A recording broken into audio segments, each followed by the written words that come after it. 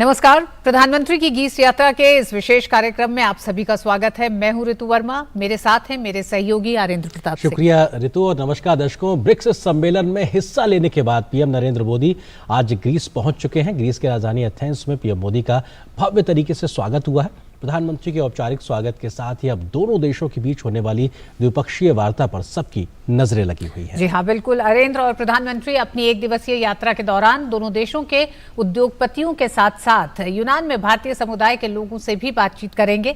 प्रधानमंत्री की ग्रीस यात्रा के दौरान दोनों देश वर्तमान विश्व और क्षेत्रीय राजनीति की भू राजनीतिक, भू सामरिक और भू आर्थिक सच्चाइयों को देखते हुए ये माना जा रहा है अरेंद्र की दोनों देशों के द्विपक्षीय संबंधों के रणनीतिक साझेदारी में बदलने की संभावनाएं भी जताई जा रही हैं प्रधानमंत्री की इस यात्रा के साथ। बिल्कुल, तो अगले एक घंटे में इस विशेष कार्यक्रम के माध्यम से हम आपको एथेंस से प्रधानमंत्री की यात्रा से जुड़े हर अपडेट से रूबरू कराएंगे, आप तक पहुंचाएंगे। साथ ही करीब 40 वर्षों के बाद भारत के किसी प्रधानमंत्री की इस ग्रीस यात्रा के आखिर मायने क्या है, ये विशेषज्ञों से भी समझेंगे। हमारे रिपोर्टर्स भी हमारे साथ एथेंस से जुड़ेंगे, जिनके साथ हम ग्राउंड रिपोर्ट भी आप तक पहुंचाएंगे और ये सिलसिला लगातार चलता रहेगा प्रधानमंत्री के इस विशेष कार्यक्रम से जुड़ा हुआ। लेकिन उससे पहले तमाम जो अभी तक की घटनाक्रम रहा है उससे भी आपको रूबरू कराते हैं। जी, प्रधानमंत्री नरेंद्र मोदी ग्रीस के दौरे पर हैं। राजधानी एथेंस में ग्रीस के प्रधानमंत्री कुरियाकोस मित्सोटाकिस ने पीएम मोदी का गर्मजोशी से स्वागत किया। दोनों नेताओं ने मुलाकात के दौरान कई मुद्दों पर चर्चा की। गौरतलब है कि 40 वर्षों में किसी भारतीय प्रधानमंत्री की ये पहली ग्रीस यात्रा है। भारत और ग्रीस के बीच ऐतिहासिक संबंध हैं जो हाल के वर्षों में समुद्री परिवहन, रक्षा, व्यापार और निवेश और लोगों से लोगों के संबंधों जैसे क्षेत्रों में सहयोग के माध्यम से सुदृढ़ हुए हैं।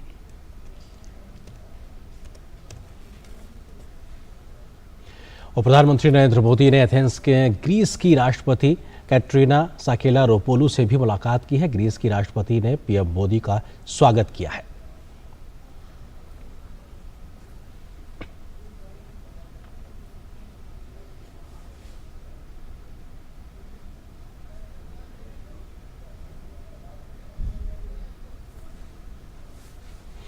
पीएम मोदी और ग्रीस की राष्ट्रपति ने विभिन्न मुद्दों पर विचार विमर्श किया। इस अवसर पर पीएम मोदी ने कहा कि चंद्रयान 3 की सफलता सिर्फ भारत और भारतीय वैज्ञानिकों की ही नहीं बल्कि पूरी मानवता के लिए एक बड़ी उपलब्धि है।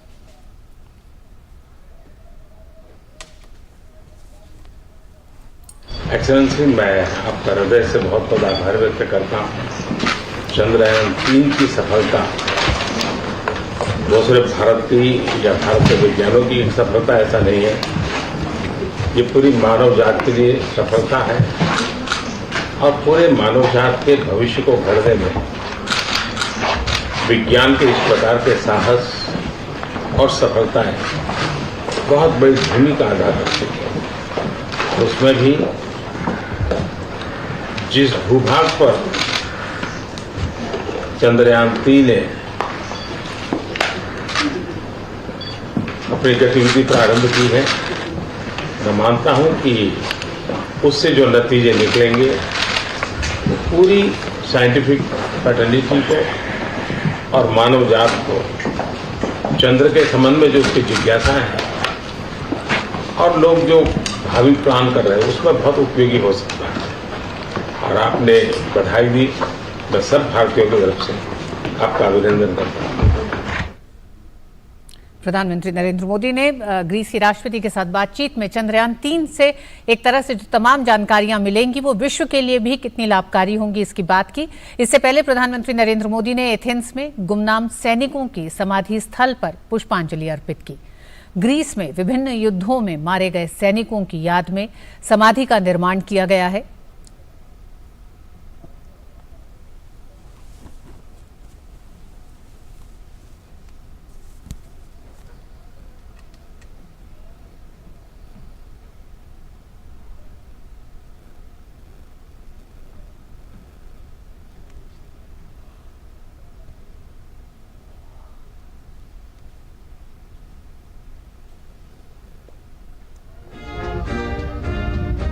और इसके साथ ही प्रधानमंत्री नरेंद्र मोदी को गार्ड ऑफ ऑनर दिया गया।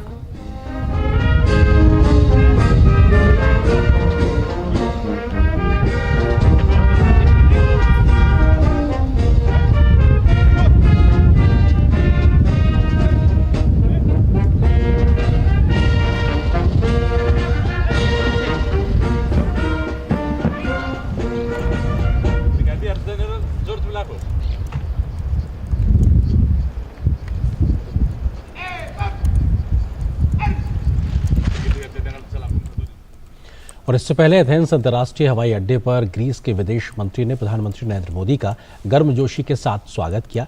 प्रधानमंत्री मोदी का पारंपरिक तरीके से एयरपोर्ट पर स्वागत किया गया।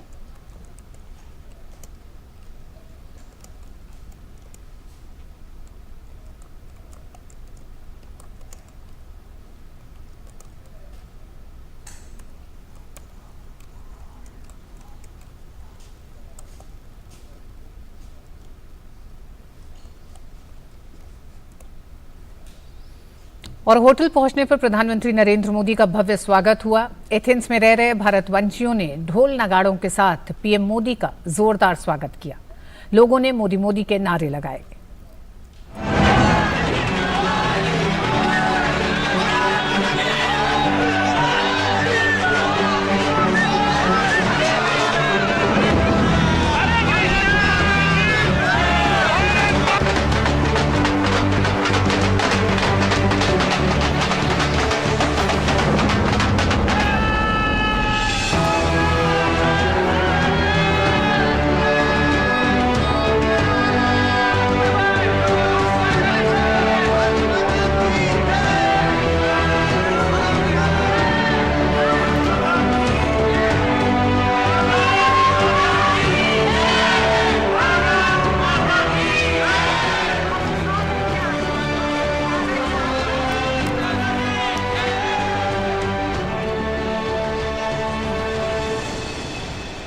नरेंद्र मोदी जब एथेंस में अपने होटल पहुंचे, बड़ी संख्या में भारत के लोग उनके स्वागत के लिए खड़े हुए थे। ढोल नगाड़े से स्वागत हो रहा था।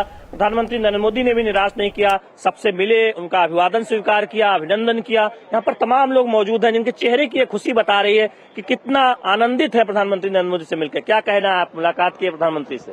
जी, बड़ा अच्छा लगा उनको मिलके। उन्होंने जितने अंदर 30-35 लोग थे वो जो उन सबसे मिले, जो वीआईपी से, और सबसे बात की।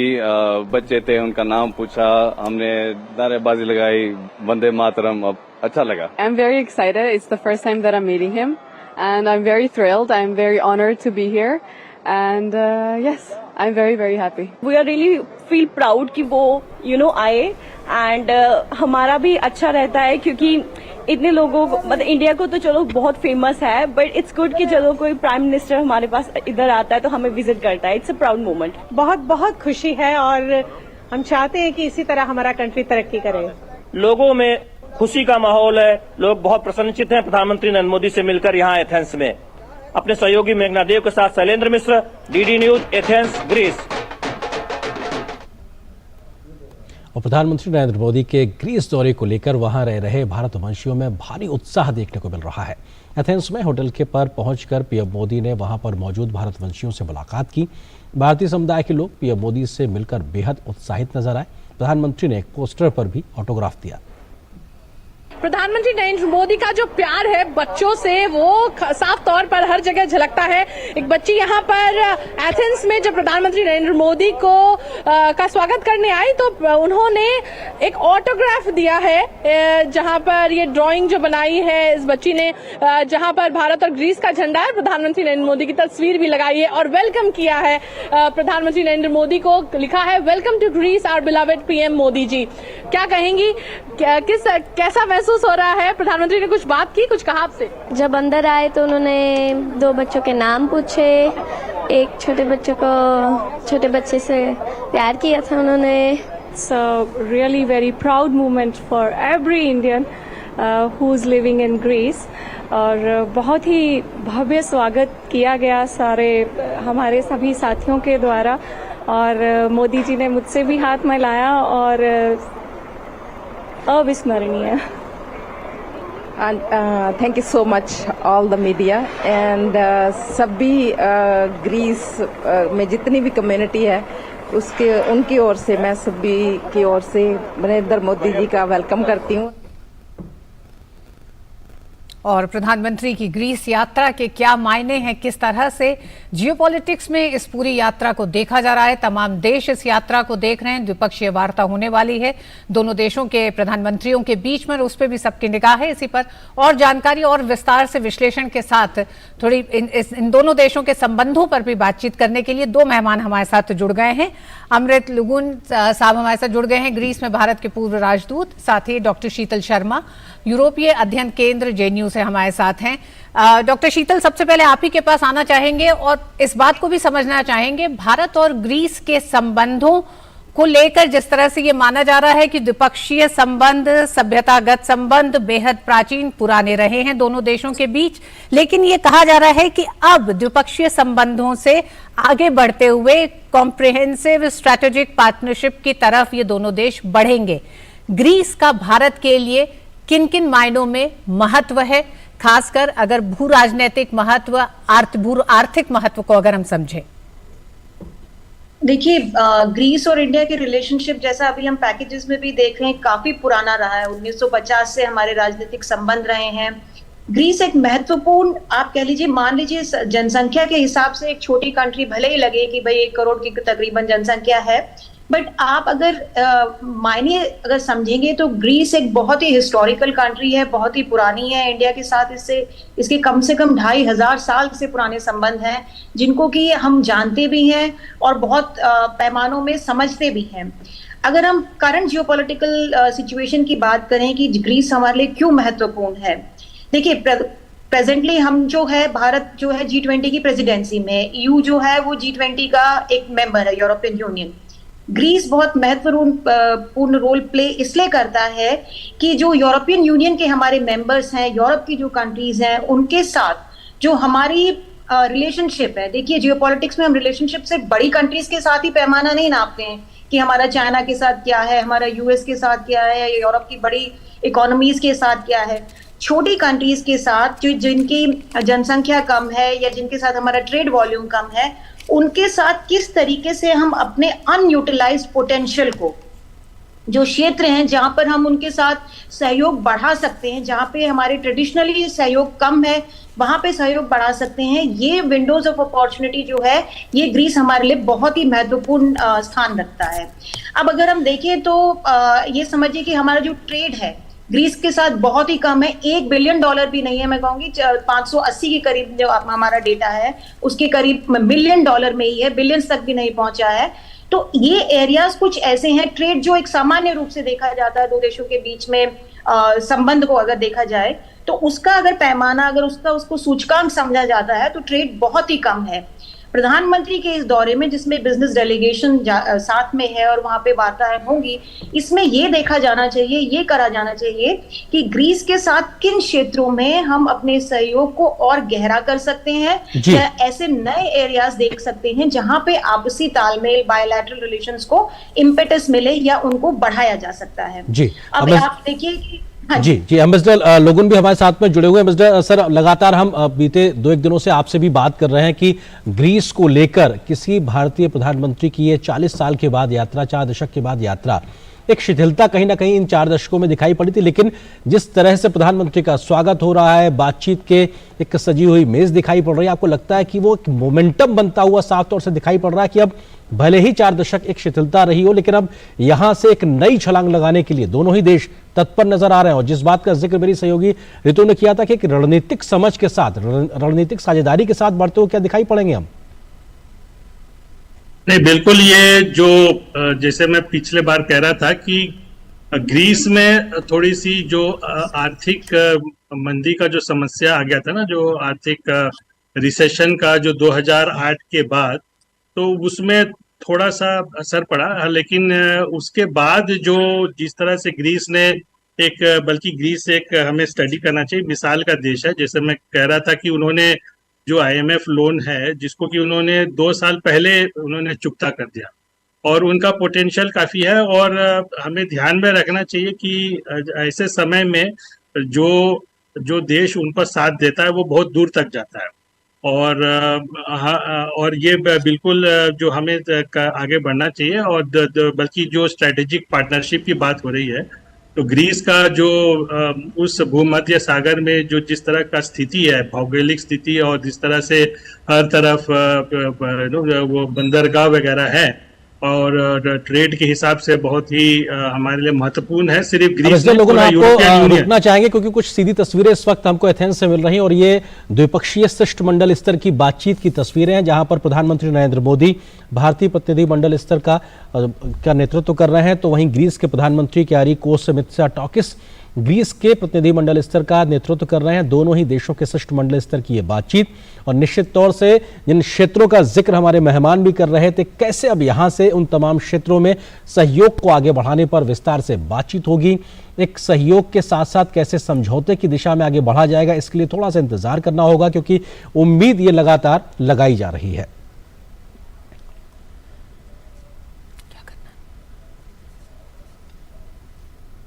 और ये तस्वीरें उसी की ओर इशारा करती हैं। निश्चित तौर से ये तस्वीरें प्रतिनिधिमंडल स्तर की बातचीत की, उससे पहले की हमने तस्वीरें भी देखी जब ग्रीस के प्रधानमंत्री ने स्वागत किया भारत के प्रधानमंत्री का, और उसके बाद शिष्टमंडल स्तर की बातचीत शुरू हो चुकी है। मजदूर लोगों, आप अपनी बात रख रहे थे जब मैंने आपको रोका था, लेकिन ये तस्वीरें जो सीधी अभी एथेंस से आई हैं, शिष्टमंडल स्तर की बातचीत, वो जो मोमेंटम बनाने का हम जिक्र कर रहे थे, निश्चित तौर से हम अभी यहाँ आप बैठे हुए बात कर रहे हो, वहां पर वो चीजें तय हो रही होंगी। आप इस प्रकार की बातचीत का हिस्सा रहे हैं, कैसे इन तस्वीरों को आके आप रेखांकित करेंगे? नहीं, ये बहुत ही अच्छा ये साइन है। और जो स्ट्रेटेजिक पार्टनरशिप की या कॉम्प्रिहेंसिव पार्टनरशिप की बात हो रही थी, तो जब हमारे जो विदेश मंत्री जब वहाँ ग्रीस गए थे, जब मैं वहाँ पर होता था, तो उस समय भी ये जो ग्रीस के प्रधानमंत्री से भी उनकी मुलाकात हुई थी, और उस समय बात हो रही थी कि हाँ, अब समय है कि हमारा रिलेशनशिप जो कि थोड़ा सा जो पोटेंशियल है, जो हमारा जो संभावनाएं हैं, उससे बहुत कम चल रहा है। हमारा ऐतिहासिक संबंध है और कभी भी इतिहास में कभी भी ऐसा समय नहीं आया कि हमारा द्विपक्षीय संबंध में कभी कोई खटास पड़ी। इवन जब कोल्ड वॉर का भी समय था, तो अगर उस क्षेत्र को हम देखें तो ग्रीस ही एक ऐसा मुल्क था जो पूर्वी भूमध्य सागर एरिया में, या ईस्टर्न मेडिटेरियन कहते हैं, जिसमें कि वो एक नॉन कम्युनिस्ट कंट्री रहा, जो सोवियत ब्लॉक से अलग था। बाकी सब अगल बगल कंट्री, चाहे वो बल्गेरिया ले लें, चाहे वो अभी यूगोस्लाविया उस समय थी, या तो अल्बेनिया है जो उनके ठीक पड़ोसी देश हैं, तो वो सब जो है कम्युनिस्ट ब्लॉक के थे। लेकिन उस समय भी जो है कि हमारा संबंध ग्रीस के साथ सुदृढ़ रहा है, तो इसको आगे बढ़ाने की जरूरत है। और दूसरे देश भी है, जैसे कि चीन है। चीन ने तो इनसे स्ट्रेटेजिक रिलेशनशिप 2008 में ही कायम कर ली थी। तो उनके जो पोटेंशियल को, ग्रीस के आगे बढ़ने के पोटेंशियल को देखते हुए, और अभी जैसे वो जो अपने वित्तीय संकट से बाहर मोरलेस निकल गए हैं, और उस क्षेत्र में जो अभी जो ग्रीस के प्रधानमंत्री हैं मित्सोटाकिस, किरियाकोस मित्सोटाकिस, जो कि दोबारा इलेक्ट होके आए हैं अभी जस्ट जुलाई में, जून में इनका इलेक्शन हुआ था, और वो मेजॉरिटी के साथ आए हैं। और उनको जो श्रेय जाता है, ग्रीस की पब्लिक ने उनको इसलिए चुना क्योंकि वो वित्तीय संकट से देश को काफी उबारा है, और उन्होंने ग्लोबल वर्ल्ड में काफी इन्होंने उनको इंटीग्रेट कर दिया है, और काफी इन्वेस्टमेंट्स वगैरह में इन्होंने बहुत उदारता दिखाई है। और भारत एक देश है जिसकी तरफ वो इस इकोनॉमिक रिलेशनशिप को बढ़ाना चाहते हैं, और इसका साइन अगेन हुआ था 2022 में। हमारा जब मैं वहाँ था, तो जॉइंट इकोनॉमिक कमीशन का मीटिंग हुआ था, जिसमें कि पहली बार हमारे साइड से जो minister of state for commerce है, राज्य मंत्री है, श्रीमती अनुप्रिया पटेल जी ग्रीस आई थी कॉमर्स डेलीगेशन के साथ, और उसका ये मोमेंटम बढ़ते हुए दिखाई देता है। ये तो बहुत अच्छा समय है, क्योंकि पूरा उम्मीद है कि ग्रीस का जो लोकेशन है और जो पोटेंशियल है उसमें बढ़ता दिखाई देता हुआ, और भारत को अभी ये जो हर तरह से संबंधों को मजबूत करने का एक बहुत अच्छा समय है। जी, एम्बेसडर लुगुन, जिस तरह से आपने बताया कि आपने शीत युद्ध की बात की, तो शीत युद्ध से लेकर अगर हम कश्मीर का मसला, 370 का मसला अगर भारत की बात करें, तो ग्रीस ने हमेशा से एक तरह से भारत की संप्रभुता को कायम रखते हुए यही कहा कि ये भारत का आंतरिक मामला है, इसमें किसी भी तरह का कोई हस्तक्षेप, किसी भी देश को कोई हक नहीं देता कुछ भी कहने का। तो ये एक तरह से दोनों देशों के बीच के इतने लंबे संबंधों को बताता है। डॉक्टर शीतल हमारे साथ जुड़ी हुई हैं। डॉक्टर शीतल, जब संबंध इतने सहज रहे हैं, फिर आखिर क्या कारण रहा है कि एक तो 40 साल के बाद भारत के किसी प्रधानमंत्री की ये यात्रा, 18 साल के बाद भारत के किसी विदेश मंत्री की यात्रा अब से कुछ समय पहले, तो वो हिचकिचाहट क्या थी भारत के सामने इतने सालों में ग्रीस को लेकर संबंधों को आगे बढ़ाने में, जब हम जानते हैं कि मेडिटेरियन सी में हाल ही में जॉइंट मिलिट्री एक्सरसाइज जो हुई उसमें कम से कम ग्रीस मीडिया का जो टेक था, उनका ये कहना था कि Indian navy and Greek navy unites in Turkey's backyard. देखिए, बात ये नहीं है कि कोई ऐसा इनहिबिशन था या कोई हिचकिचाहट थी इंडिया और ग्रीस के रिलेशंस को आगे बढ़ाने में। कभी कभी ऐसा भी होता है अंतर्राष्ट्रीय राजनीति में कि आपकी कुछ एरियाज ऑफ प्रायोरिटी होते हैं। जैसे भारत में अगर आप देखें पिछले 3 दशकों में 1990 के बाद जब हमने लिबरलाइज किया, प्राइवेटाइज, हमारा एक आर्थिक ढांचा बदला और उसके बाद हम एक विकास की और गति की तरफ बढ़े और पिछले 10-15 सालों में तो उसकी गति में बहुत ही तेजी आई है। अब जब आप विकास की रफ्तार पकड़ रहे होते हैं तो आपके कुछ प्रायोरिटी एरियाज होते हैं। मैं ये कहना चाहूंगी, जब हमारा लिबरलाइजेशन हुआ तो हमारे ऑब्वियसली इंडिया की राजनीति में उन पार्टनर्स को ज्यादा प्रेफर किया गया जो इंडिया के इंडस्ट्रियलाइजेशन में या हमारे डिजिटल ट्रांसफॉर्मेशन में या एनर्जी सेक्टर्स में हमारे ज्यादा महत्वपूर्ण पार्टनर बनेंगे। बट इसका ये मतलब नहीं कि आपकी development comes at the cost of not having अच्छा relationship with a small country. Small country once again in the sense कि आप ये नहीं कह सकते कोई भी मैं कहती हूँ कि पूरे वर्ल्ड की कोई भी देश को आप छोटा महत्व के हिसाब से नहीं मान सकते। हाँ, ये बात बहुत ही इंटरेस्टिंग है। जब आप मेडिटेरेनियन की बात करते हैं तो ग्रीस के संदर्भ में मैं 2-3 बातें लाना चाहूंगी। ग्रीस सबसे पहले तो एक ऐसी कंट्री है जो मेडिटेरेनियन में है और यहाँ पे सबसे ज्यादा जो माइग्रेशन का इफेक्ट है जो ईस्ट एशिया, सेंट्रल एशिया से होकर आता है। जब आप कहते हैं वाना रीजन से, नॉर्थ अफ्रीका तो इस तरफ रह गया है, वेस्ट एशिया से, तो ग्रीस एक ऐसी कंट्री है जिसपे सबसे ज्यादा इफेक्ट पड़ता है। दूसरा, अभी जैसे आप डिस्कस कर रहे थे कि रिसेशन की बात हुई, रिसेशन भी क्यों आया ग्रीस में 2008 का अगर हम रिसेशन समझे, जहां इसको एक पिग्स कंट्री में डाला गया था, तो वहां पे रिसेशन इसके एक पर्टिकुलर सोशल सर्विस मॉडल के कारण आया था, सोशल सिक्योरिटी मॉडल के कारण, कि मेडिटेरेनियन मॉडल जो है वो ज्यादा स्पेंडिंग कर रहा है अनएम्प्लॉयमेंट बेनिफिट्स पे या एज ओल्ड पेंशन्स पे। तो जो आपकी बोरोइंग और स्पेंडिंग थी वो ज्यादा थी बनस्पत आपका ability to generate revenues. But जिस तरीके से ग्रीस को बेल आउट पे बेल आउट पैकेज मिले और उसके बाद ग्रीस ने अपना पोटेंशियल दिखा के रिबाउंड बैक करके अपने आप को एक आर्थिक व्यवस्था और दिखाया है। अब देखिए, ग्रीस को 2 तरीके से अटैक हुआ, एक तो हेल्थ अटैक हुआ ड्यूरिंग कोविड क्राइसिस और दूसरा आर्थिक। तो आप समझिए इकोनॉमिक और हेल्थ, और ग्रीस की काफी हद तक इकोनॉमी जो है वो टूरिज्म पर आधारित है, सर्विस सेक्टर पर आधारित है।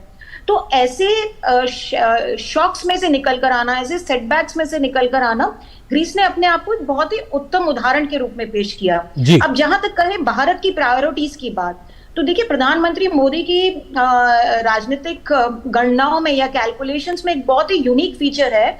वो यूनिक फीचर ये है कि आप बड़ी कंट्रीज के साथ तो अच्छा रिलेशनशिप रख ही रहे हैं, उसके साथ आप एक बहुत ही अच्छे निरंतर संबंध कायम करें उन कंट्रीज के साथ जो मैटर करती हैं या नहीं भी मैटर करती, जियोपॉलिटिक्स में बहुत ज्यादा अंदरूनी भी हैं तो भी चलेगा।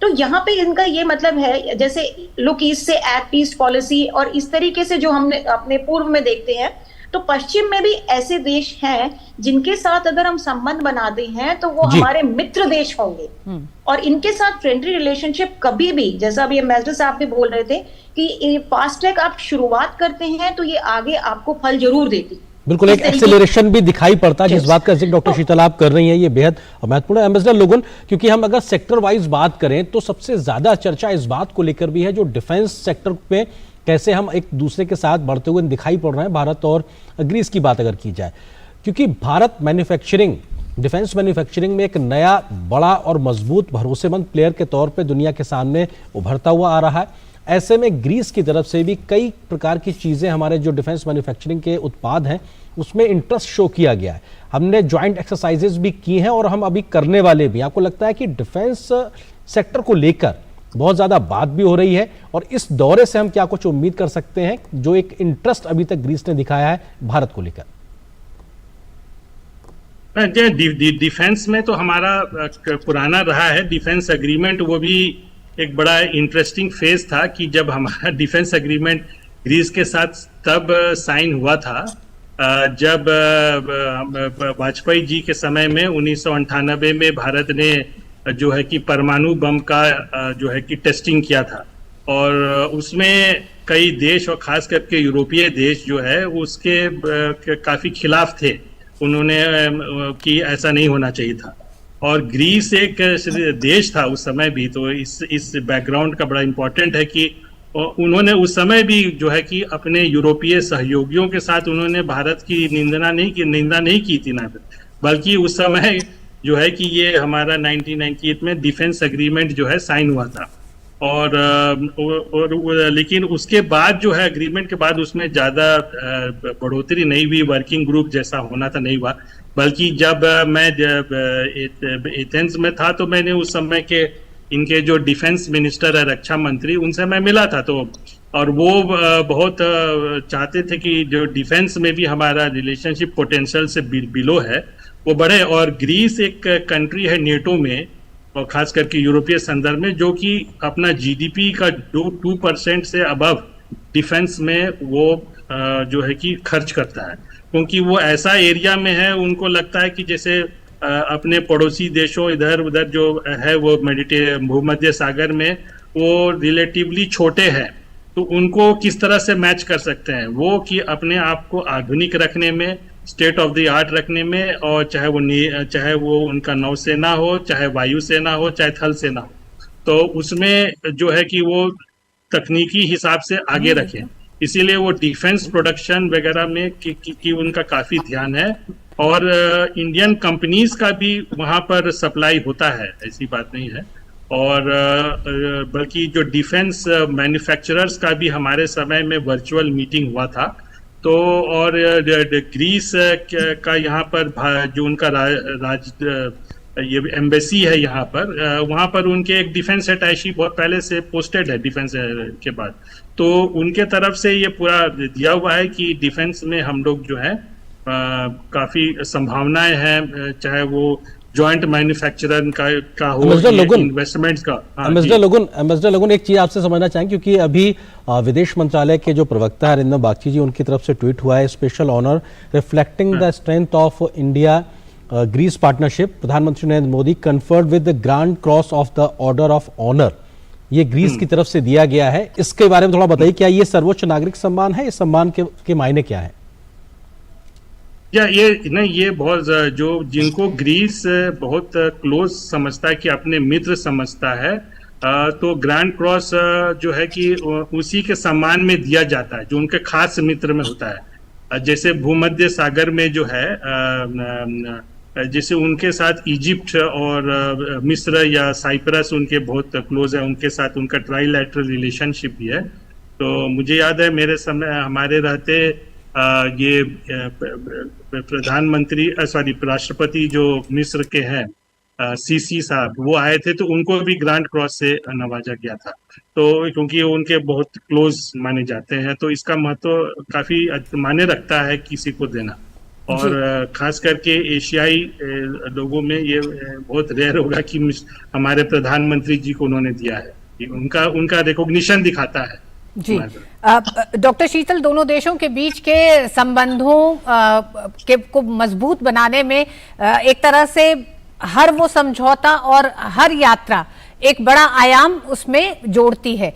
प्रधानमंत्री नरेंद्र मोदी की इस यात्रा के साथ क्या हम ये माने कि जिस तरह से कहा जा रहा है कि ग्रीस भारत के लिए गेटवे टू यूरोप होगा, यानी कि मेडिटेरियन के जरिए जितने ट्रेड रूट्स हैं उनमें से कुछ अच्छे नए विकल्पों पे जो लगातार अभी पिछले कुछ समय से बातचीत चल रही है, उसको भी एक और मजबूत ढांचा दिया जा सकता है?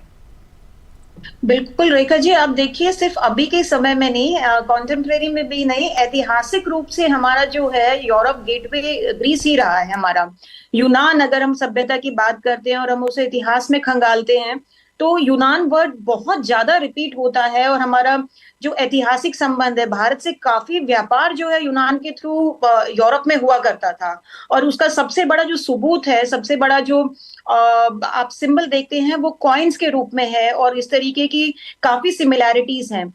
अगर मैं थोड़ा इतिहास में आपको ले जाना चाहूंगी और ये इसलिए भी महत्वपूर्ण है क्योंकि आप देखिए western philosophy, western political science या सोशल साइंस का है तो ग्रीस के बिना अधूरी रहती है। यहाँ के जो फिलोसफर्स रहे हैं एरिस्टोटल, प्लेटो और सोक्रेटिस जो हैं, ये वो नाम है जिनको ऑलमोस्ट शायद हम सभी पढ़ते हैं जब हम वेस्टर्न फिलोसफी पढ़ते हैं। और इंडिया जो है उसको लोकतंत्र की जननी कहा जाता है, मदरलैंड ऑफ डेमोक्रेसी कहा जाता है। इसी तरीके से यूरोप में जो है डेमोक्रेसी, ग्रीक में उसको क्रूसिबल समझा जाता है कि यहीं से निकल कर आई है। तो कहीं ना कहीं वैल्यूज का जो मूल्य है, जो बेसिक मूल्य, यूनिवर्सल वैल्यूज हैं, उनका एक कन्वर्जेंस है, दोनों में समन्वय है। और इन वैल्यू सिस्टम से ही जो है ये they are like oiling your machine.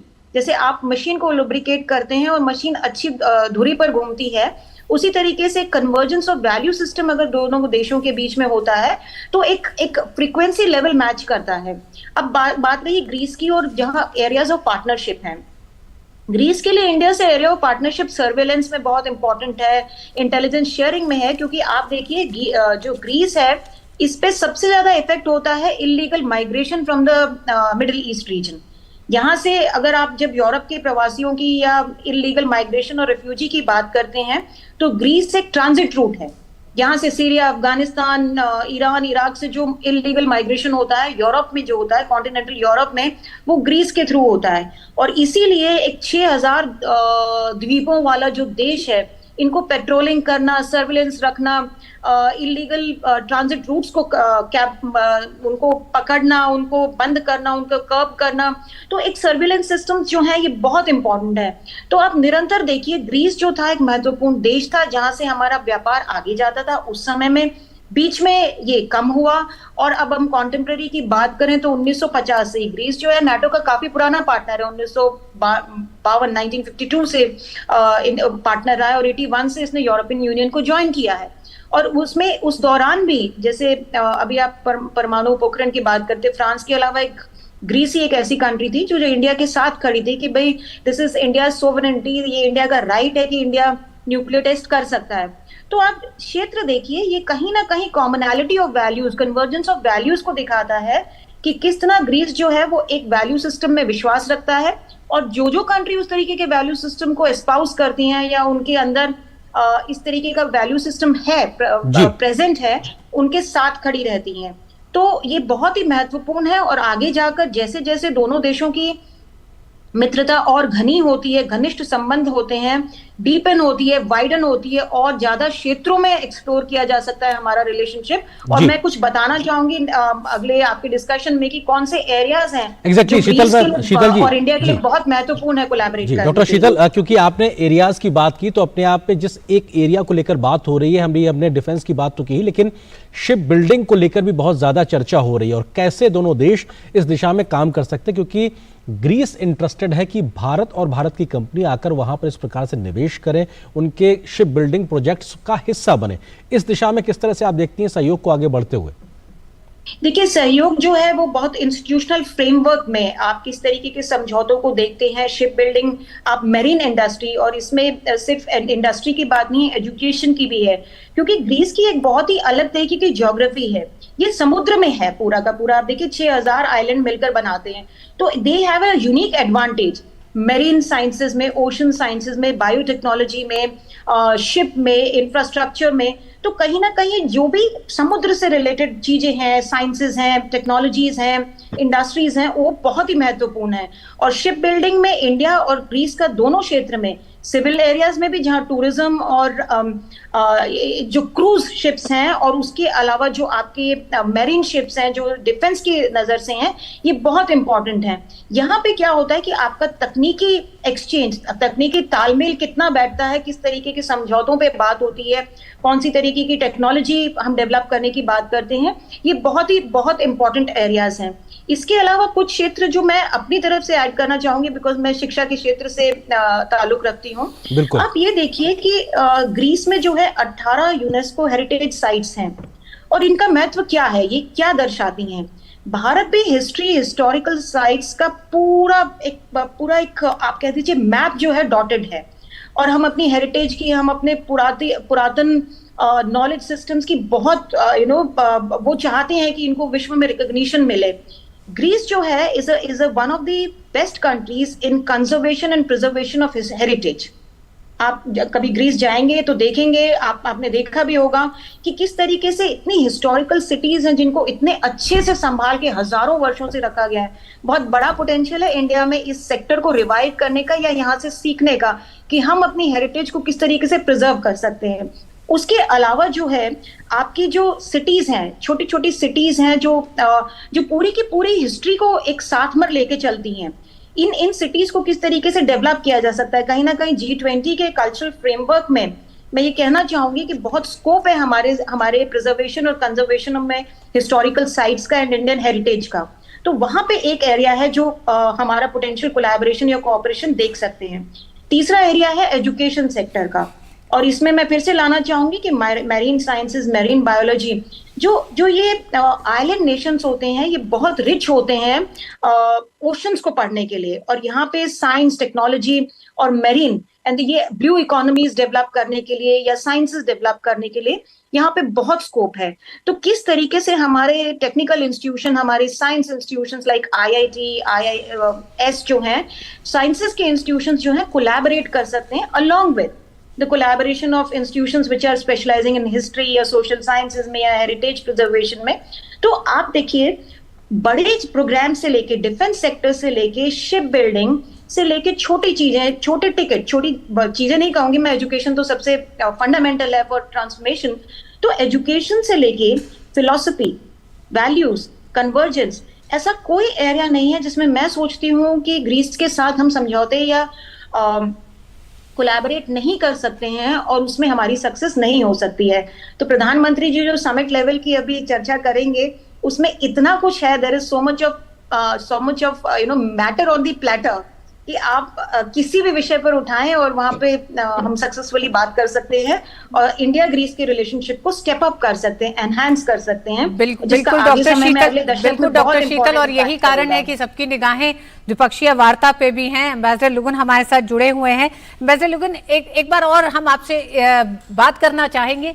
जिस तरह से हमने देखा ब्रिक्स के विस्तार के साथ प्रधानमंत्री नरेंद्र मोदी ग्रीस की यात्रा के लिए पहुंचे हैं और ब्रिक्स के मंच के विस्तार में उन्होंने बहुत साफ ये कहा था, विस्तार का समर्थन करते हैं, विस्तार हुआ भी, कई देश शामिल किए गए हैं। उसमें उन्होंने कहा कि आम सहमति के साथ आगे बढ़ा जाए। और जब हम देखते हैं ग्रीस पहुंचने पर जब राष्ट्रपति ग्रीस की उन्हें grand cross of the order of honour से सम्मानित करती हैं, तो क्या आपको लगता है कि उस नेतृत्व का भी ये सम्मान है जो दिखाई दे रहा है न सिर्फ देश में तमाम एक तरह से विकास का जो एजेंडा, योजनाएं हैं, लोगों के जीवन में जो बड़ा बदलाव दिखाई दे रहा है उन योजनाओं के जरिए, बल्कि वैश्विक मंच पे भी उस नेतृत्व की सराहना है ये?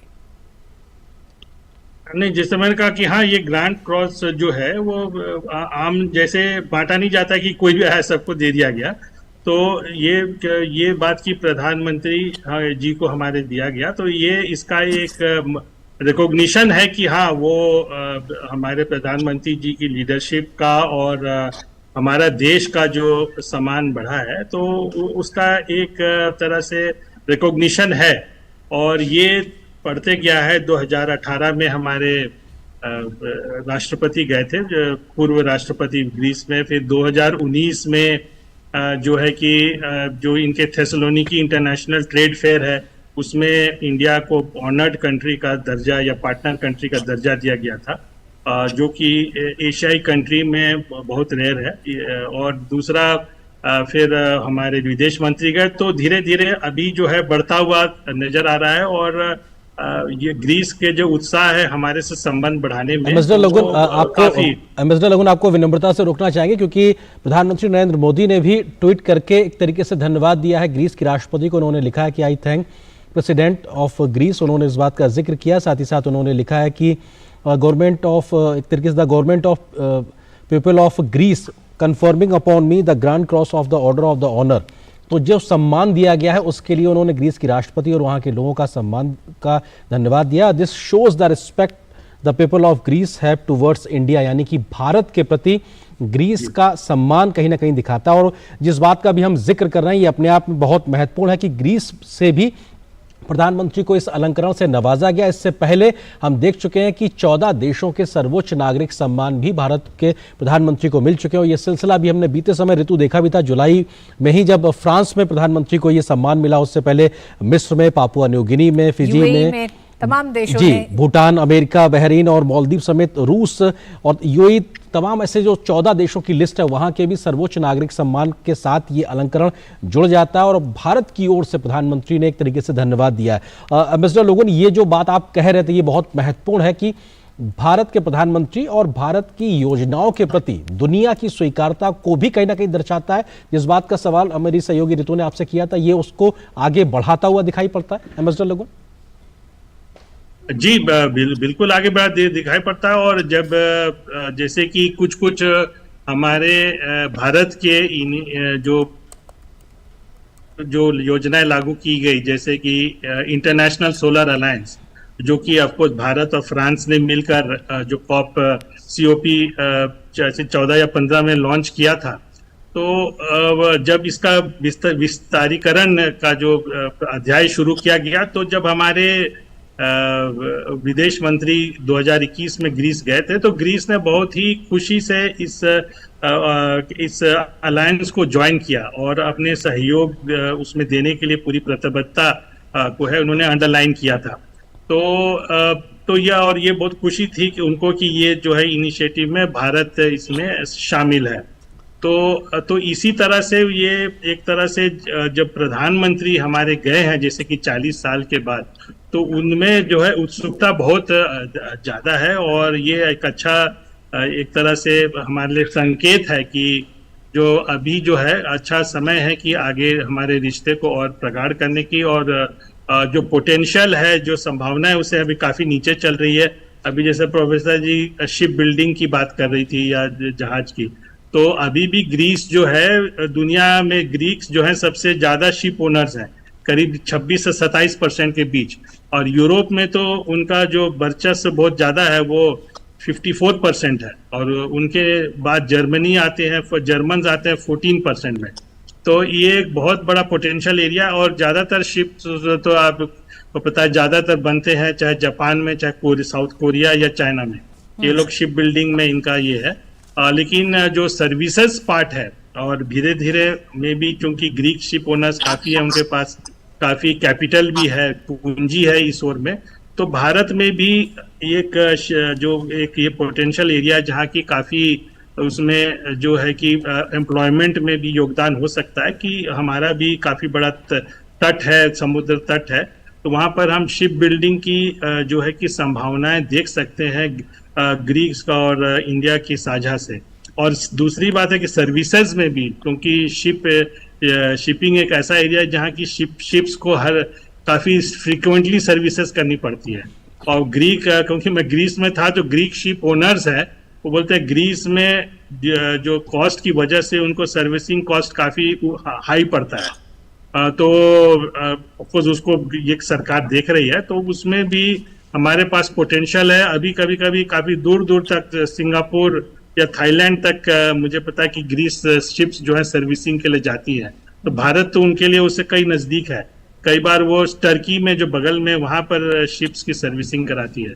तो हमारा जॉइंट वर्किंग ग्रुप है शिपिंग का, और उम्मीद है कि इस विजिट के बाद उसमें भी एक बढ़ावा आए, और भी बाकी सेक्टर जैसे IT में वो भी काफी बढ़ रहे हैं, और इंडिया अगेन उसमें हमारा पोटेंशियल है, फार्मास्यूटिकल है, मेडिसिन है। अगर हम ग्रीस में प्रोड्यूस करते हैं तो पूरा यूरोपियन यूनियन हमारे लिए बाजार के रूप में खुला हुआ है।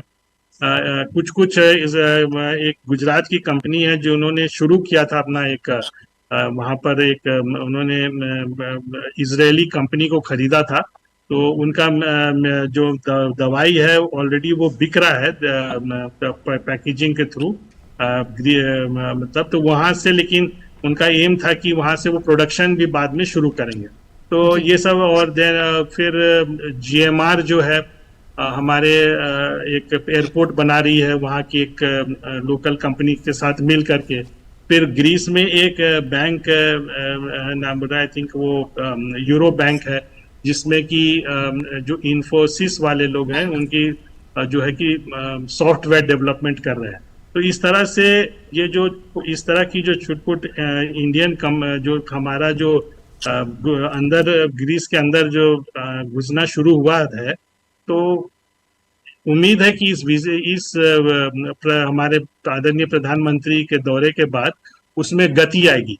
फिर डायरेक्ट फ्लाइट्स का भी जो है, दोनों बीचों के बीच जो एयर सर्विसेज एग्रीमेंट साइन हुआ है, हो चुका है, वो रेटिफाई किया जा चुका है दोनों पार्लियामेंट की ओर से। अब उसको जमीन में लागू करना है, जहां से कि 5 एयरपोर्ट हमारे यहाँ, 5 एयरपोर्ट वहाँ जो आइडेंटिफाइड हो जाएंगे, वहां से हम डायरेक्ट फ्लाइट्स कर सकते हैं।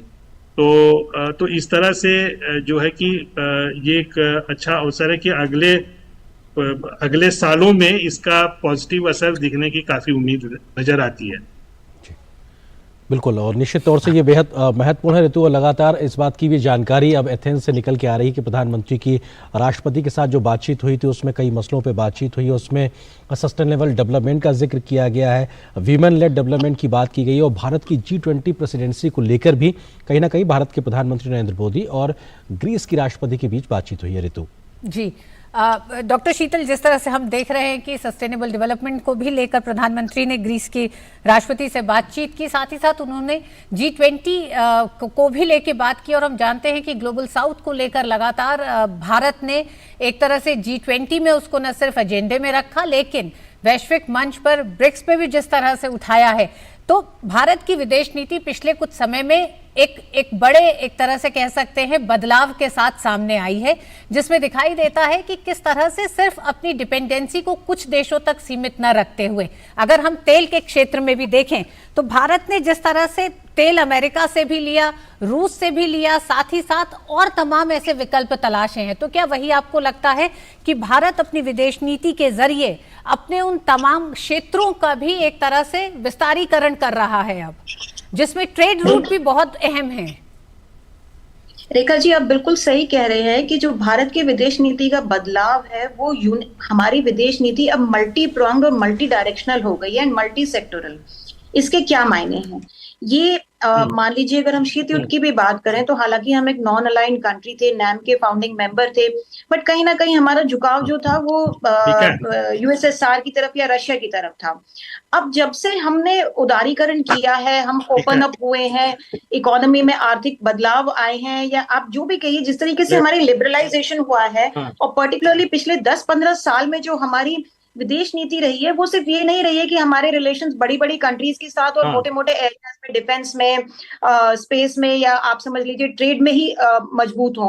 हम हर तरीके के लेवल के कंट्रीज के साथ अपने जो संबंध है वो घनिष्ठ करते जा रहे हैं। अब आप इसका कंपैरिजन मैं चाइना से जरूर ड्रॉ करना चाहूंगी कि चाइना, देखिए, चाइना हर कंट्री में घुसपैठ कर रहा है, और अल्टीमेटली क्या होता है, कहीं ना कहीं डेट क्राइसिस, चेकबुक डिप्लोमेसी, और कहीं ना कहीं चाइना के साथ जो मोह भंग है वो इन कंट्रीज का बहुत जल्दी हो जाता है। 5-7 साल में ही चाइना को बरत कर सभी को ये समझ में आ जाता है कि एक दोस्त की नजर से आई हुई कंट्री जो है आप पे किस तरीके से धीरे धीरे काबिज होती जा रही है। और इसके कंपैरिजन में आप इंडिया की देखिए, एक मित्र कंट्री है जो आपकी आर्थिक और सामाजिक और राजनीतिक स्थिरता में योगदान देने का बल रखती है, या इतना सहभागी हो सकती है।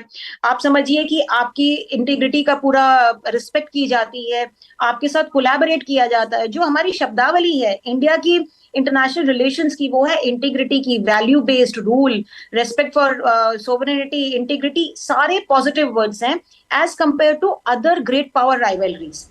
तो इसमें क्या है कि कहीं ना कहीं जो छोटे कंट्रीज हैं जिनका नेतृत्व प्रधानमंत्री जी बहुत सक्षम रूप से कर सकते हैं, चाहे वो ब्रिक्स में एक्सपेंशन की बात हो, या G20 में ग्लोबल साउथ की रिप्रेजेंटेशन की बात हो, या अफ्रीकन यूनियन को शामिल करने की बात हो, सारा कुछ क्या होता है, एक कॉन्फिडेंस आ रहा है इन कंट्रीज में कि यदि हम भारत के साथ अच्छे संबंध रखते हैं तो कहीं ना कहीं भारत वो बैकस्टैबर नहीं है, भारत ऐसी कंट्री नहीं है जो आपको कहीं ऐसे में छोड़ देगा जी। तो जब आप 1 और 1 11 का संबंध बनाते हैं, ना कि 1 और 1 आपके फेवर में 2 हो जाए, तो जहां 1 और 1 11 का संबंध बनता है वहां एक कॉन्फिडेंस लेवल बनता है और म्यूचुअल इंटरेस्ट फुलफिल होता है।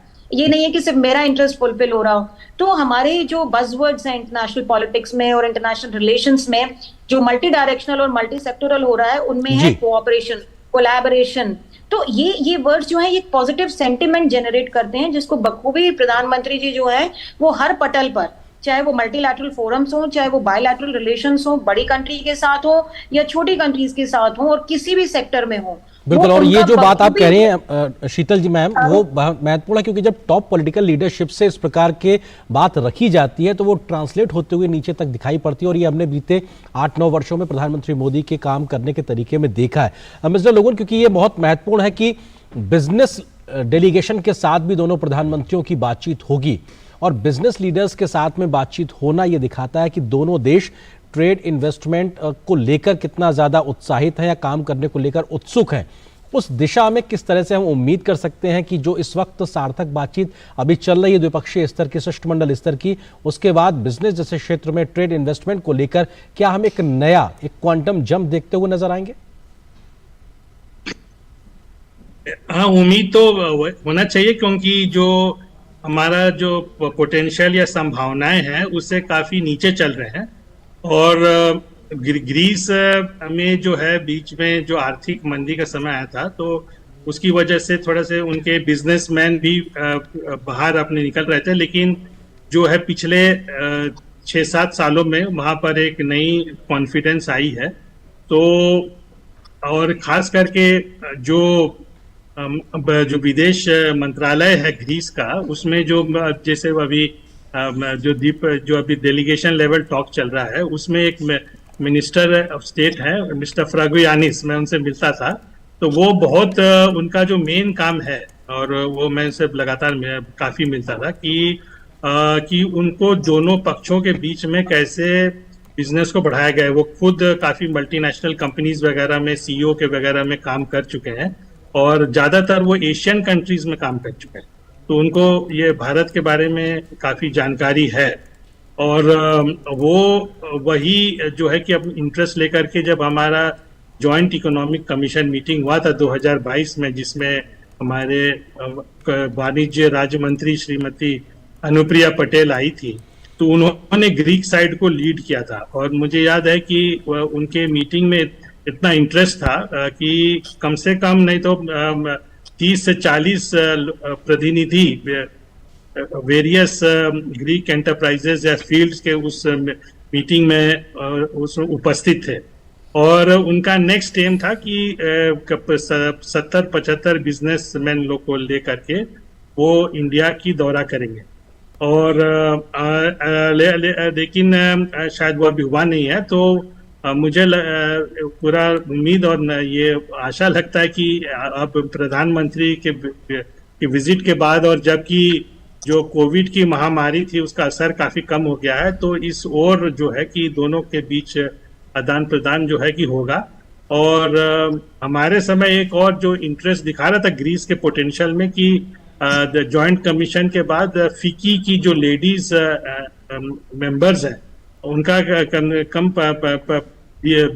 25-30 मेंबर्स की डेलीगेशन आई थी, और हम लोगों ने मीटिंग वगैरह कराई थी। तो इस ओर जो है कि ध्यान जा रहा है, और मेरा पूरा भरोसा है कि प्रधानमंत्री जी के दौरे के बाद इसमें एक नई गति आएगी, और उम्मीद है कि इसका असर अगले 5-10 सालों में दिखने की काफी उम्मीद है।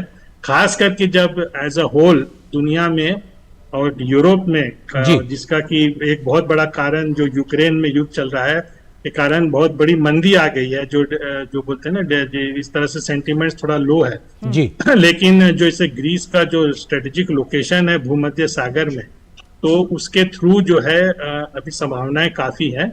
और एक ग्रीस तो चाहता भी था कि एक तो पीरियस पोर्ट में, तो जो कि अब चाइनीज कंपनी कॉस्को अभी मैनेज कर रहा है, और उसने काफी उसको अच्छा बढ़ावा दिया है कि उनका जब उन्होंने टेक ओवर किया था तो उसका जो कार्गो हैंडलिंग के हिसाब से 26वां नंबर होता था यूरोप में, और अब वो 4थे नंबर पर पहुंच गया था, और उसमें एक्सपेंशन भी चल रही थी। लेकिन और भी बंदरगाह वहां पर वो प्राइवेटाइजेशन के लिए खोलना चाह रहे थे। थेस्सलोनिकी एक है जो कि नॉर्थ में है ग्रीस के उत्तर में, जहां से सिर्फ ग्रीस के लिए नहीं बल्कि उधर से जो बाकी कंट्रीज हैं जैसे बल्गेरिया हुआ, नॉर्थ मैसिडोनिया हुआ, अल्बेनिया हुआ, सर्बिया हुआ, वहां वहाँ उस बंदरगाह के थ्रू उधर तक उनका जो है कि कार्गो जा सकता है बाय रोड। एक रेल लिंक बना हुआ है, उसको अपग्रेडेशन का भी प्लान चल रहा था। और एक और अलेक्जेंड्रोपोली भी एक बंदरगाह है, वहां से रोमानिया तक का रेल लाइन का प्रोजेक्ट चल रहा था। तो ये सब इसमें काफी, खास करके अभी की जो गवर्नमेंट है, प्रधानमंत्री कुरियाकोस मित्सोटाकिस का, वो इस ओर बहुत ध्यान दे रही थी। तो अभी और ये अभी अगले 4 साल तक रहेंगे, क्योंकि अभी तो इलेक्शन हुआ था। तो अभी जो है कि हमारे कंपनियों का ग्रीस में भी निवेश करना या तो साझा करना बिजनेस में बहुत अच्छा समय है, क्योंकि बाद में ये सब जब दूसरे लोग, अगर हम नहीं लेंगे कोई और ले लेगा, तो बाद में और मुश्किलें होंगी। तो अभी एक बहुत अच्छा समय है। जी, एम्बेसडर लुगुन, जिस तरह से आपने बताया, आपने तमाम उन पोर्टों का भी जिक्र करा जिन बंदरगाहों को लेकर व्यापार को एक तरह से मैरीटाइम रूट में एक वैकल्पिक रूट के तौर पर भी भारत विकसित करने की लगातार कोशिश कर रहा है, जिसमें तारायास पोर्ट भी है, जिसे कि नॉर्थ और साउथ कॉरिडोर को साथ में रखने के लिए उस पर भी लगातार भारत सहयोग कर रहा है। तो इस तरह से जब हम देखते हैं कि एक बड़ा बदलाव व्यापार को लेकर दिखाई देता है, क्या आपको लगता है कि भारत उन चिंताओं को भी देख रहा है जो तमाम ये देश भी देख रहे हैं, जो खासकर मैरीटाइम स्ट्रैटेजीज को लेकर आज की तारीख में बेहद महत्वपूर्ण है? तो क्या आपको लगता है इस पूरी मुलाकात में, इस पूरी यात्रा में मैरीटाइम स्ट्रैटेजीज जो है उस तरफ भी दोनों देश आगे बढ़ सकते हैं? जी बिल्कुल। जैसे कि अगर उस क्षेत्र को देखा जाए, भूमध्य सागर, और खास करके जो ग्रीस है वो पूर्वी भूमध्य सागर का क्षेत्र है, या ईस्टर्न मेडिटेरेनियन कहते हैं। तो वहां पर हमारे जो भारत के और देशों जैसे इजराइल है, इजराइल में जो जाफा पोर्ट है, जो जिसको कि अडानी समूह को दिया गया है, जहाँ के वो कर रहे हैं हाइफा पोर्ट को। तो और इजराइल और ग्रीस के संबंध बहुत प्रगाढ़ हैं, और दोनों मैरीटाइम रूप में देखते हैं। दूसरा एक साइप्रस है, जो कि ग्रीस के बहुत नजदीक है। देन हम देखते हैं इजिप्ट है, मिस्र है, जिसमें कि अगेन उनके एलेक्जेंड्रिया बंदरगाह है, और इवन जो लिबिया है, जहाँ की थोड़ा सा अभी सिचुएशन है या तो स्थिति ठीक नहीं है, लेकिन वहाँ भी ग्रीक के इन्फ्लुएंस बहुत है। तो और माल्टा है इधर, और दूसरी तरफ हम देखें इटली है। तो ये पूरे रीजन में जो ग्रीस के संबंध है, जो मैरीटाइम लेकर के, तो या सागरीय पोटेंशियल को लेकर के ग्रीस के काफी इनके साथ अच्छा संबंध है।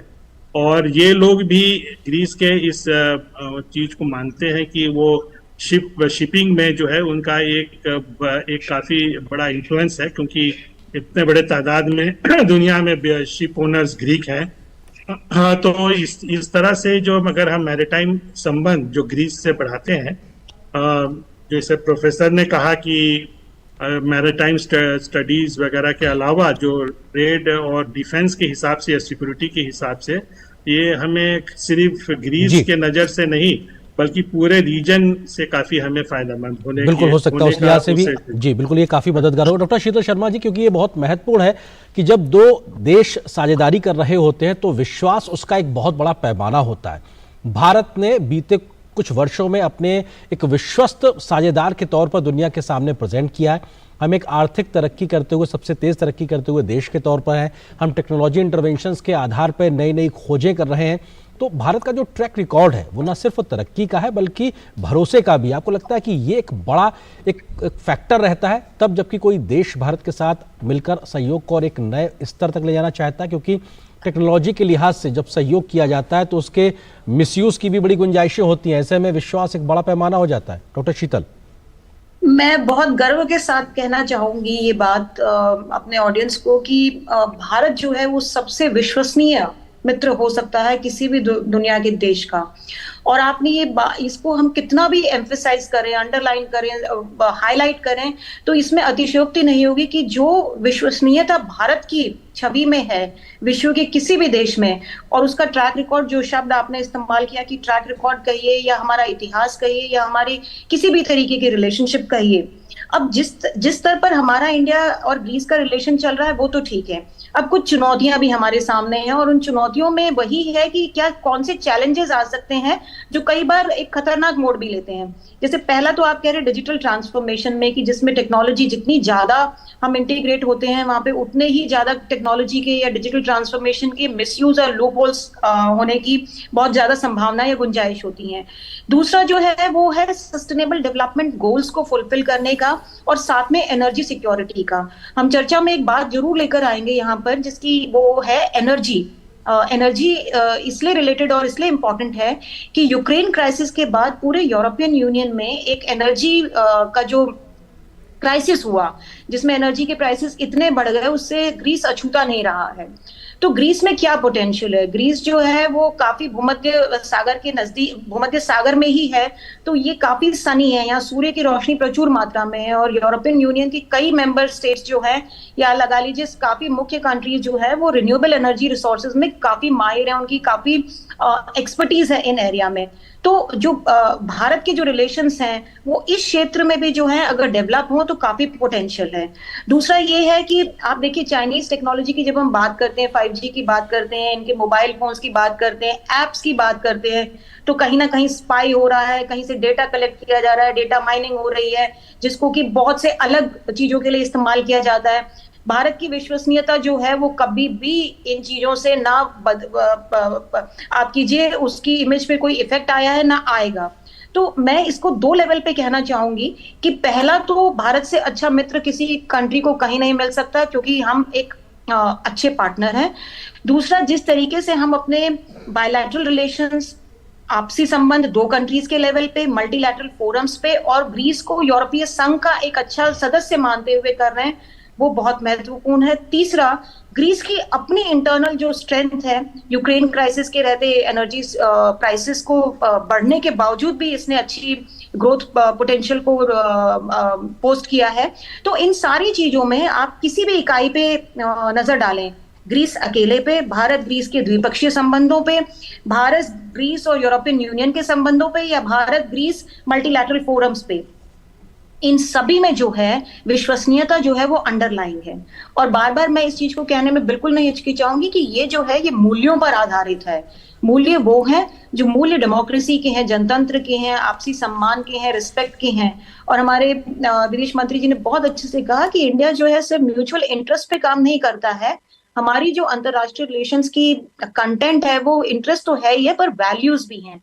और ये वैल्यूज बहुत इंपॉर्टेंट लंबे रास्ते में काम आती हैं, क्योंकि ट्रेड आप तभी कर पाते हैं जब आप में विश्वसनीयता हो, जब आप ये समझते हैं कि आप दूसरी तरफ जिनके साथ वो कर रहे हैं कहीं पे भी छल कपट धोखा या किसी तरीके के कोई अंडरलाइन इंटरेस्ट नहीं है which is not in your favour.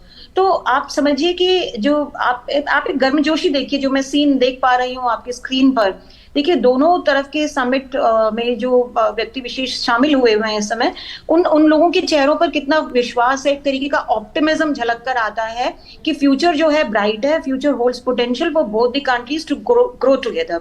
और इससे अच्छा राजनीतिक मंच हम लोगों के लिए इससे अच्छे राजनीतिक मंच हो नहीं सकते हैं, क्योंकि भारत जो है एक ऐसे रास्ते पर चल चुका है जहां पे वो सच में ही ग्लोबल साउथ को लीडरशिप दे सकता है। हालांकि ग्रीस को डेवलप्ड कंट्री कहा जाता है, बट उसके सामने भी काफी चुनौतियां हैं जो किसी भी सामान्य थर्ड वर्ल्ड कंट्री कहिए या आप डेवलपिंग वर्ल्ड को जो फेस करती हैं। तो कहीं ना कहीं ये है कि ग्लोबल लीडरशिप है भारत बिल्कुल में। डॉक्टर शीतल, जिस बात को आपने कहा कि ग्रीस के सामने भी अपनी क्षेत्रीय चुनौतियां बहुत हैं, उसमें भी जो भू राजनीतिक तमाम जो बदलाव हैं वो उससे जूझ रहा है। एम्बेसडर लुगुन हमारे साथ है। एम्बेसडर लुगुन, हमने देखा कि जब ग्रीस भारत के साथ इंडो पैसिफिक विजन पे साथ आता है तो उसके पीछे उसी भरोसे की बात, जिस भरोसे का जिक्र अरेंद्र ने भी करा और डॉक्टर शीतल का भी कहना है कि भारत के साथ वो भरोसा हमेशा से कायम रहा है, सागरीय संप्रभुता उसका हमेशा से पक्षधर रहा है भारत, और भारत ने किसी भी देश की संप्रभुता के साथ हस्तक्षेप न करने का जो सिद्धांत भारत का हमेशा रहा। क्या आपको लगता है ग्रीस खुद कई ऐसे मोर्चों पे घिरा हुआ है तमाम अन्य देशों के साथ, और अपने संघर्ष उसके हैं जिसमें उसे भी भारत जैसे मजबूत देश का साथ आज वक्त की जरूरत भी है? जी, ग्रीस के संदर्भ में, क्योंकि जो भूमध्य सागर में है ना, तो उनका जो है कि मेन मुद्दा है कि एक तो साइप्रस इशू है जो कि दुनिया के सामने है कि एक जो साइप्रस का जो 1/3 हिस्सा है जो कि अभी जो 1974 के बाद जो है कि एक टर्किश पार्ट हो गया और एक ग्रीक पार्ट हो गया जब टर्किश आर्मी में वहां पर हस्तक्षेप किया था। उसके बाद से जो यूएन रेजोल्यूशन के हिसाब से बाई फेडरल जो स्टेट होना चाहा तो वो अभी तक हुआ नहीं है, और जिसमें कि अब काफी समय हो गए हैं। तो अब जो दूसरा पक्ष है, जो टर्किश वाला पक्ष है, उनका कहना है कि वो बाई फेडरल वाला जो फॉर्मूला था वो अब मायने नहीं रखता इतना समय के बाद, इसीलिए अच्छा होगा कि अब 2 अलग देश हो जाए, है ना, कि आपने जो कि यूएन के जो रेजोल्यूशन के वो खिलाफ है, और यूरोपियन यूनियन का मेंबर होने की वजह से ग्रीस भी जो है उसी यूएन फॉर्मूला के पक्ष में है। और जो साइप्रस का जो जहाँ के ग्रीक लोग जहाँ ज्यादा घनी आबादी में जो अब जो बहुल्य आबादी है, वो अभी यूरोपियन यूनियन का भी पार्ट है, जबकि दूसरा वाला जो 1/3 वाला उस क्षेत्र से बाहर है, कि वो पार्ट जब ही बन सकता है जब वो यूएन रेजोल्यूशन के अनुसार या कुछ और जो पूरा विश्व को मान्यता हो उसके अनुसार हुआ है। तो वो एक ग्रीस के लिए बहुत ही सेंसिटिव इशू है, और भारत ने कहा है कि लोगों आपको रोकना चाहेंगे, और अब सीधे हम आपको लिए चलते हैं एथेंस, जहां पर आप देख रहे हैं प्रधानमंत्री नरेंद्र मोदी और ग्रीस के प्रधानमंत्री के बीच शिष्टमंडल की बातचीत खत्म होकर इस समय साझा प्रेस वार्ता दोनों ही नेता कर रहे हैं। Κύριε Πρωθυπουργέ, είναι πολύ μεγάλη τιμή να σας υποδέχομαι σήμερα εδώ στην Αθήνα 4 δεκαετίες μετά την τελευταία επίσκεψη Ινδού ηγέτη στην χώρα μας. Ήταν Ίντιρα Γκάντι το Σεπτέμβριο του 1983. Η σημερινή μας συνάντηση λοιπόν αποτελεί πράγματι μια καινούργια αφετηρία στις σχέσεις Ελλάδος και Ινδίας, σηματοδοτώντας, πιστεύω, μια πολύ σημαντική στιγμή στην κοινή διαδρομή και στους δεσμούς που ενώνουν τις χώρες μας εδώ και πολλούς αιώνες, από τους αρχαίους εμπορικούς δρόμους και την πορεία του Μεγάλου Αλεξάνδρου άλλωστε, μέχρι τις φιλοσοφικές αναζητήσεις που διαμόρφωσαν τους πολιτισμούς μας, την ιστορία μας, συνοδεύουν, όπως συζητήσαμε, οι ίδιες αξίες, η δημοκρατία, η ειρήνη και το δίκαιο. Και στηριγμένοι ακριβώς σε αυτά τα πανίσχυρα θεμέλια της μακρόχρονης σχέσης μας, έχουμε την μεγάλη μας χαρά να αναβαθμίσουμε τώρα τη συνεργασία μας σε στρατηγική σχέση.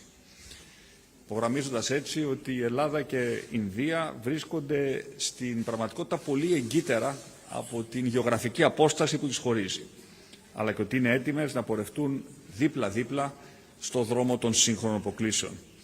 Ειδικά σε μια περίοδο διεθνούς They are ready to proceed side by side in dealing with the challenges of our time, especially in a period of upheaval and war in Ukraine, facts which make it even more necessary to respect the UN Charter. I realize that in recent years our relations have greatly improved, but and our high-level contacts have become more frequent. But there is a basis for very wide range of cooperation in the fields of the economy, defense, and to culture and tourism, and from our cooperation in the agricultural sector after signing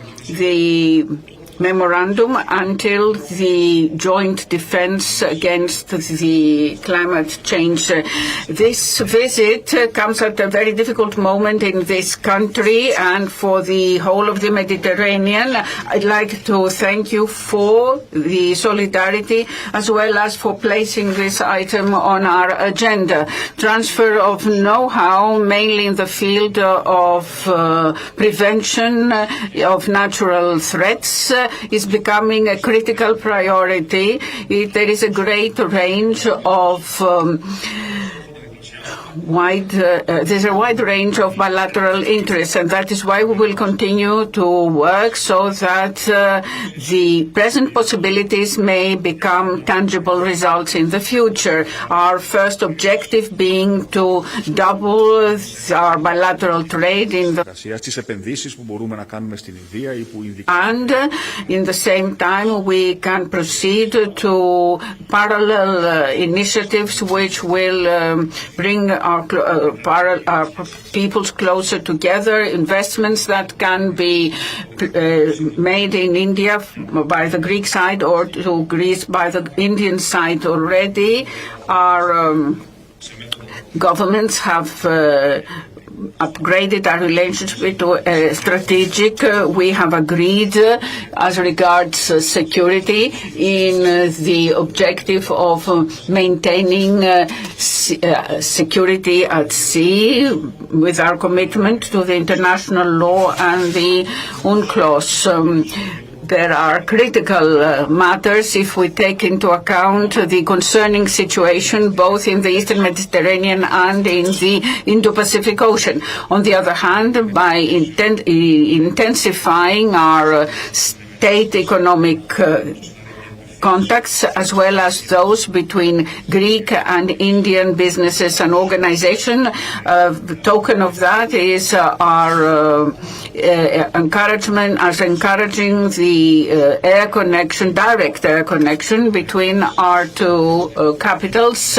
Our people are coming closer together and promote fields such as the pharmaceutical and many others. And of course, young people should be encouraged to meet with one another to promote relations between our two countries. There is a very dynamic Indian community who are working here, living in safely. Many of you have welcomed you this morning as you arrived at your hotel.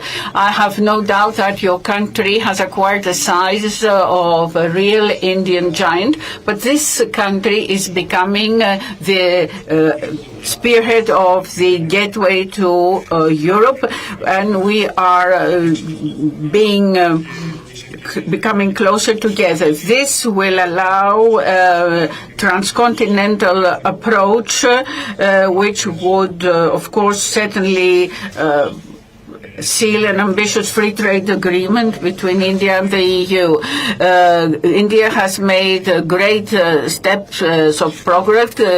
Congratulations for the technological achievement of conquering the South Pole of the Moon by your spacecraft. You are really aiming very high.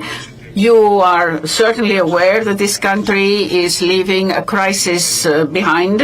We are already growing with at a good pace, and we will soon acquire the investment grade. So we are claiming a leading role in the Balkans and in Europe. We are preparing to become a global investment destination. And let me me conclude by saying that both our governments are proceeding with bold economic reforms, just like you. I also serve my second mandate. You are at the end of your second mandate. I am at the very start. But we both aim at implementing reforms to the benefit of our peoples today. The most populous democracy of the planet is being hosted by the first democracy on earth, so the signs are favorable. Dear Prime Minister, it is my pleasure to welcome your invitation to visit India. I am certain that we will witness the relationship and its multiplying effect. When two friends stand together, an Indian proverb says, 1 + 1 is not 2 but 11. Once again, thank you for the fruitful discussion, and once again, welcome to Athens.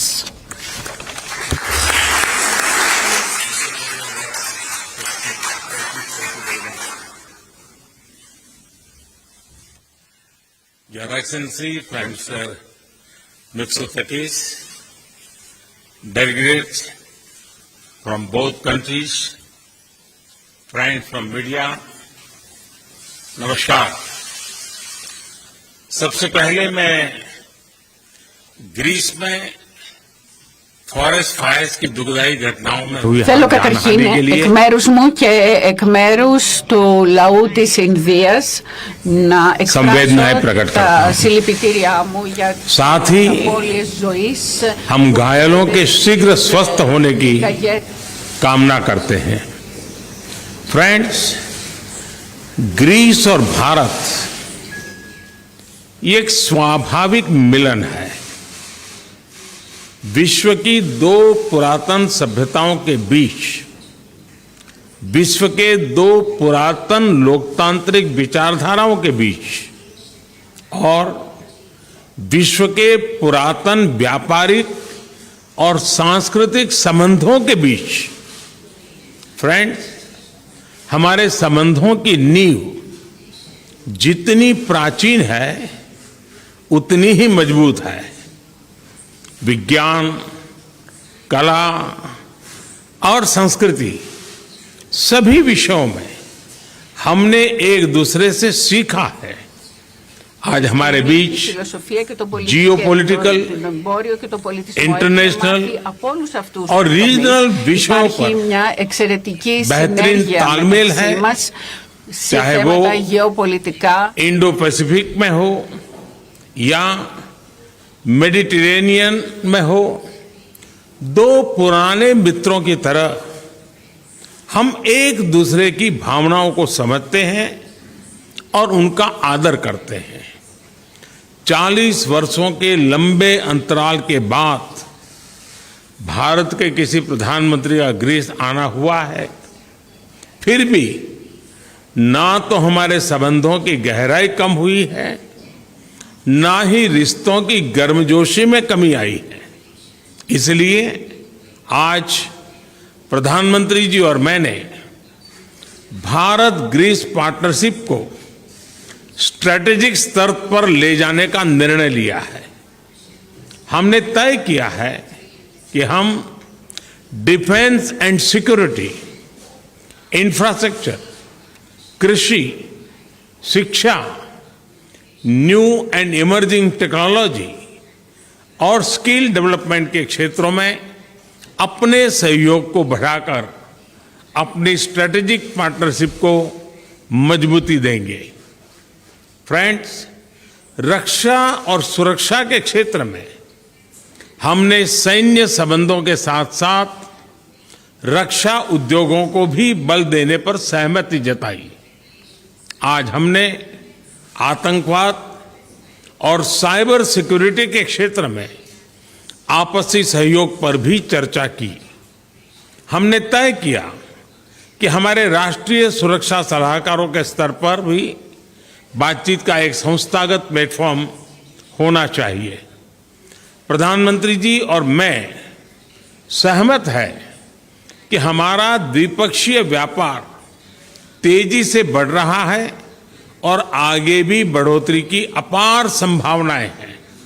इसलिए हमने वर्ष 2030 तक अपने द्विपक्षीय व्यापार को 2 गुना करने का लक्ष्य तय किया है। आज अभी कुछ देर में प्रधानमंत्री जी एक बिजनेस मीटिंग की मेजबानी करेंगे। इसमें हम कुछ विशिष्ट क्षेत्रों पर दोनों देशों के बिजनेस प्रतिनिधियों के साथ चर्चा करेंगे।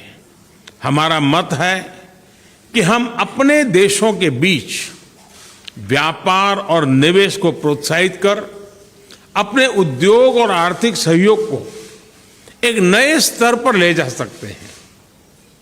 आज कृषि क्षेत्र में सहयोग के लिए एक एग्रीमेंट पर हस्ताक्षर किए गए। इस एग्रीमेंट से हम कृषि और बीज उत्पादन के साथ साथ रिसर्च, पशुपालन और पशुधन उत्पादन के क्षेत्र में भी सहयोग कर सकते हैं।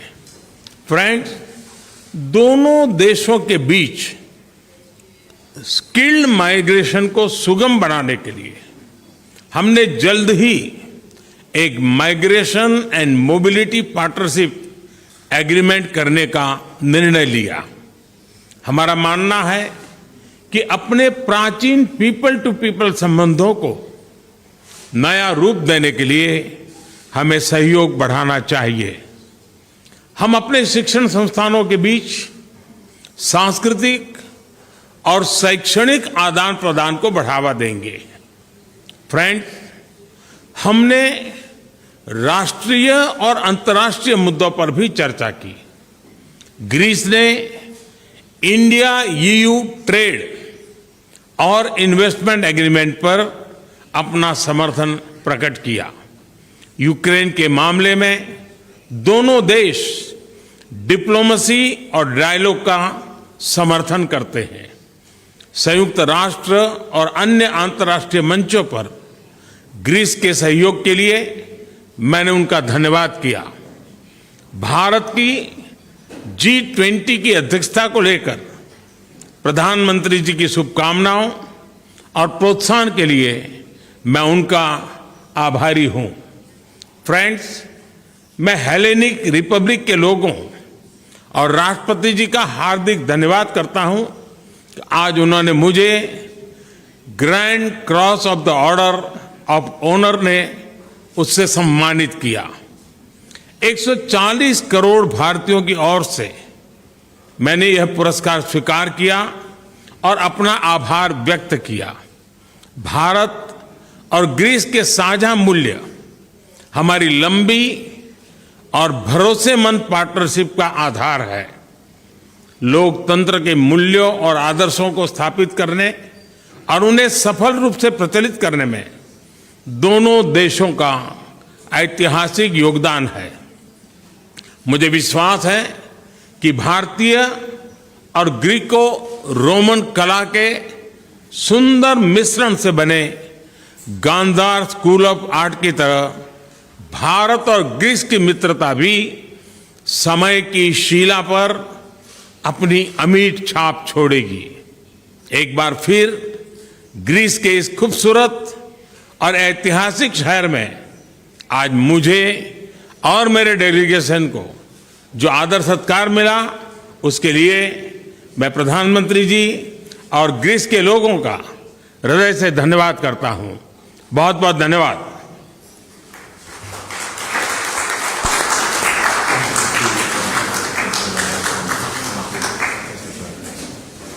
Very good. So I'll walk.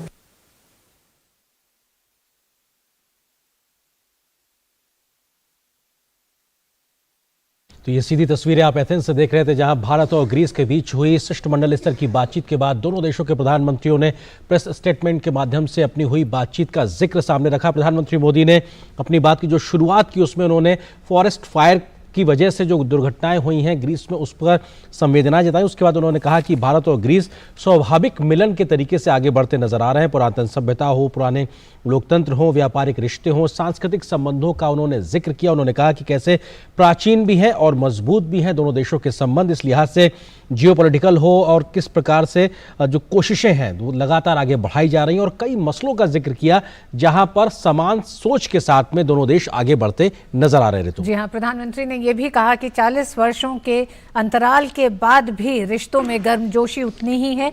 उन्होंने तमाम उन क्षेत्रों को भी गिनाया जिसमें भारत और ग्रीस के बीच आने वाले समय में संबंध और मजबूत होंगे। साथ ही उन्होंने कहा कि डिफेंस एक ऐसा क्षेत्र है और साथ ही साथ न्यू और इमर्जिंग टेक्नोलॉजी, रक्षा और सुरक्षा के क्षेत्र में रक्षा उद्योग को भी मजबूत करने पर दोनों देशों के बीच चर्चा हुई। बिल्कुल महत्वपूर्ण है ऋतु, क्योंकि स्ट्रेटेजिक स्तर की जो सहयोग है उसको आगे बढ़ाने पर सहमति बनी है और किस तरह से डिफेंस, सिक्योरिटी, इंफ्रा, एजुकेशन और स्किल डेवलपमेंट पे आगे बढ़ा जाएगा। और 2030 तक मौजूदा द्विपक्षीय व्यापार को दोगुना करने का लक्ष्य रखा गया है और आतंकवाद और साइबर सुरक्षा जैसे मसले पर NSA लेवल का एक मंच बनाने पर भी सहमति बनी है। यह भी अपने आप में दिखाता है कि दोनों देश तमाम क्षेत्रों में मिलकर आगे बढ़ने के लिए एक तरीके से तैयार नजर आ रहे हैं। और कृषि पर जल्द ही एक तरीके से समझौता हुआ है, उसके तहत बीज उत्पादन हो, पशुपालन हो या फिर रिसर्च हो, इस दिशा में तेज गति से आगे बढ़ने की बात भी प्रधानमंत्री ने की है ऋतु। जी हाँ, और प्रधानमंत्री ने जिक्र भी करा कि दोनों देशों के बीच उद्योग जगत की भी बैठक अब से थोड़ी देर में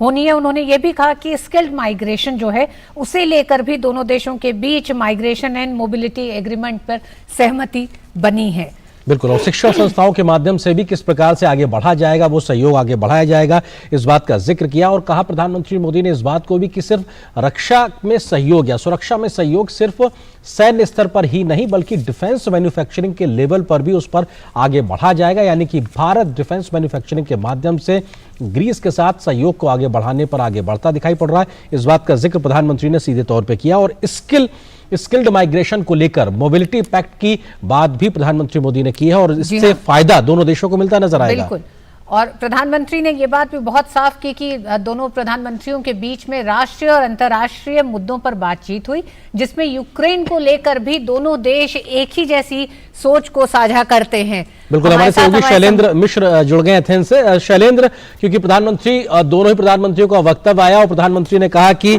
भारत और ग्रीस की जो दोस्ती है वो एक तरीके से मित्रता जो है वो समय की शिला पर अमिट छाप छोड़ेगी, इस बात को विश्वास दिलाया है और वो एक आधार भी दिखाया कि किन किन क्षेत्रों में हम सहयोग को आगे बढ़ाते नजर आएंगे। शैलेंद्र,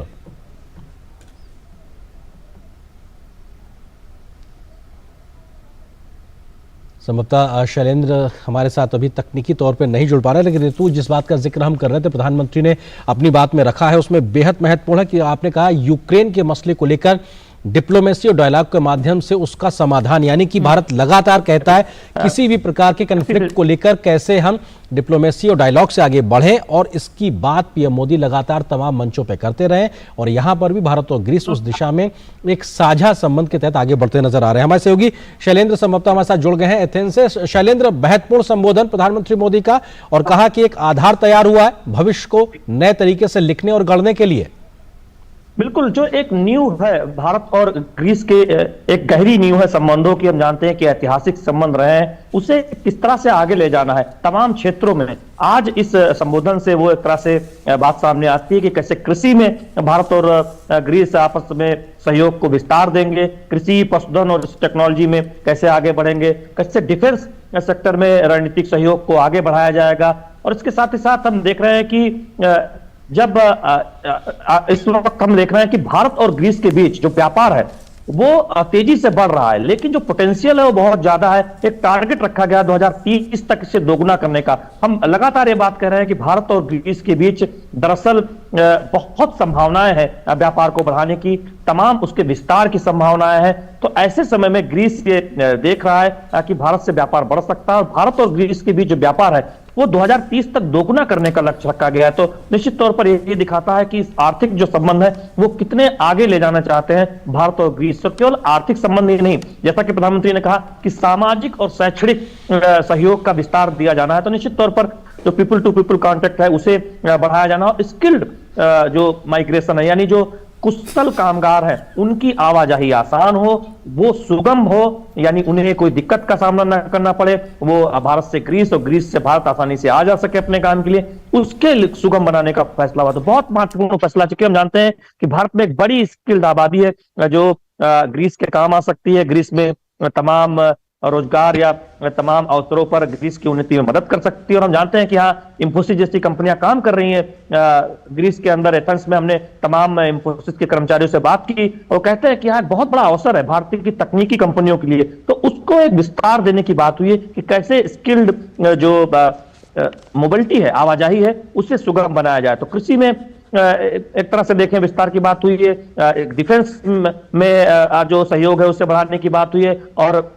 स्किल्ड मोबिलिटी यानी जो स्किल्ड मैन पावर उसकी आवाजाही सुगम हो, इसमें बात हुई। तो बहुत एक तरह से कहें भारत और जो ग्रीस के ऐतिहासिक संबंध है, पुरातन संबंध है, जड़ें मजबूत है, जैसा जिक्र प्रधानमंत्री नरेंद्र मोदी ने किया, और उसे आगे ले जाने पर सहमति हुई है भारत और ग्रीस के बीच जो शिष्टमंडल स्तर की वार्ता हुई है। तो ये बहुत महत्वपूर्ण है, जैसा कि हम सुबह से कह रहे थे कि कई महत्वपूर्ण समझौते होने हैं और भारत और ग्रीस के बीच हम देखेंगे कि सहयोग के क्षेत्रों का विस्तार होगा। तो वो फैसला होता हुआ दिखाई दे रहा है। जी शैलेंद्र, ग्रीस के प्रधानमंत्री ने कहा कि ईस्टर्न मेडिटेरियन रीजन और इंडो पैसिफिक में बदलती परिस्थितियों में भी ग्रीस और भारत की नजदीकी एक बड़ा संदेश है। तो ग्रीस के प्रधानमंत्री ये संदेश किन देशों के लिए की बात कर रहे हैं और वो क्या संदेश है जो दोनों की नजदीकी देती है?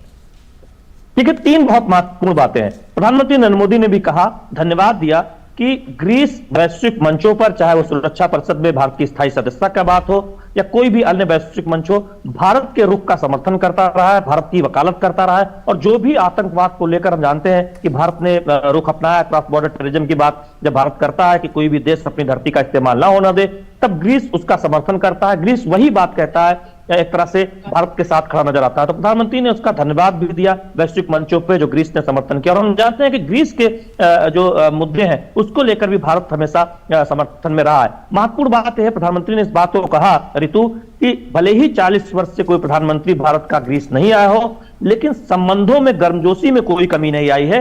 भारत और ग्रीस के संबंध बहुत पुरातन है, ऐतिहासिक है, जड़ें गहरी हैं, मजबूत हैं और वो आगे जाएंगी। एक तरह से देखें तो उसकी एक आधारशिला रखी गई है।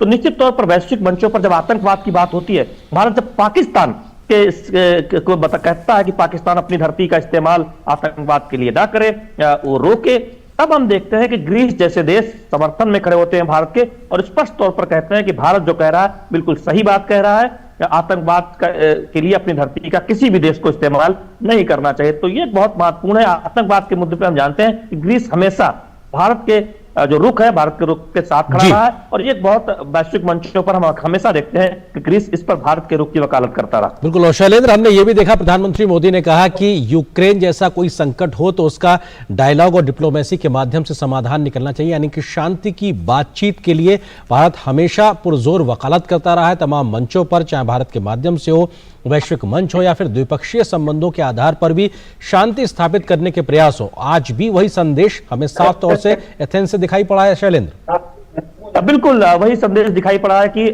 जो ऐसे मुद्दे हैं उन पर बातचीत करके दरअसल आगे बढ़ा जा सकता है। और दूसरी बात यह है कि जब प्रधानमंत्री नरेंद्र मोदी ने बात कही कि ग्रीस हमेशा वैश्विक मंचों पर भारत की वकालत करता रहा है, सुरक्षा परिषद में भारत की सदस्यता की स्थायी सीट की वकालत करता रहा है, तब साथ ही साथ ये भी हमने देखा कि ये बात आई कि किस तरह से भारत और ग्रीस के संबंध वो आगे बढ़ रहे हैं और उस पर प्रधानमंत्री नरेंद्र मोदी ने बहुत महत्वपूर्ण बात कही है। तो निश्चित तौर पर वैश्विक मंचों पर जो भी मुद्दे हैं, ग्रीस के प्रधानमंत्री ने क्लाइमेट चेंज की बात की, नेचुरल जो एक तरह से कैलेमिटी है उसकी चैलेंजेस की बात की, कैसे उससे कैसे मिलकर उसका समाधान निकाला जा सकता है, इसकी चर्चा की। तो निश्चित तौर पर जो वैश्विक चुनौतियां हैं उसमें ग्रीस और भारत एक साथ मिलकर काम करने को इच्छुक हैं, सहमत हैं और कर भी रहे हैं, उसको सहयोग के विस्तार की बात कर रहे हैं। दूसरी बात है कि वैश्विक स्तर पर जो आतंकवाद जैसी चुनौतियां हैं, जिसमें भारत एक देखें मुखर भूमिका निभा रहा है आतंकवाद के खिलाफ लड़ाई में, भारत एक तरह से अगुवाई करता नजर आ रहा है, ग्रीस उसके साथ खड़ा नजर आ रहा है। ग्रीस हमेशा इस बात की वकालत करता है कि भारत का जो रुख है वो बिल्कुल सही है।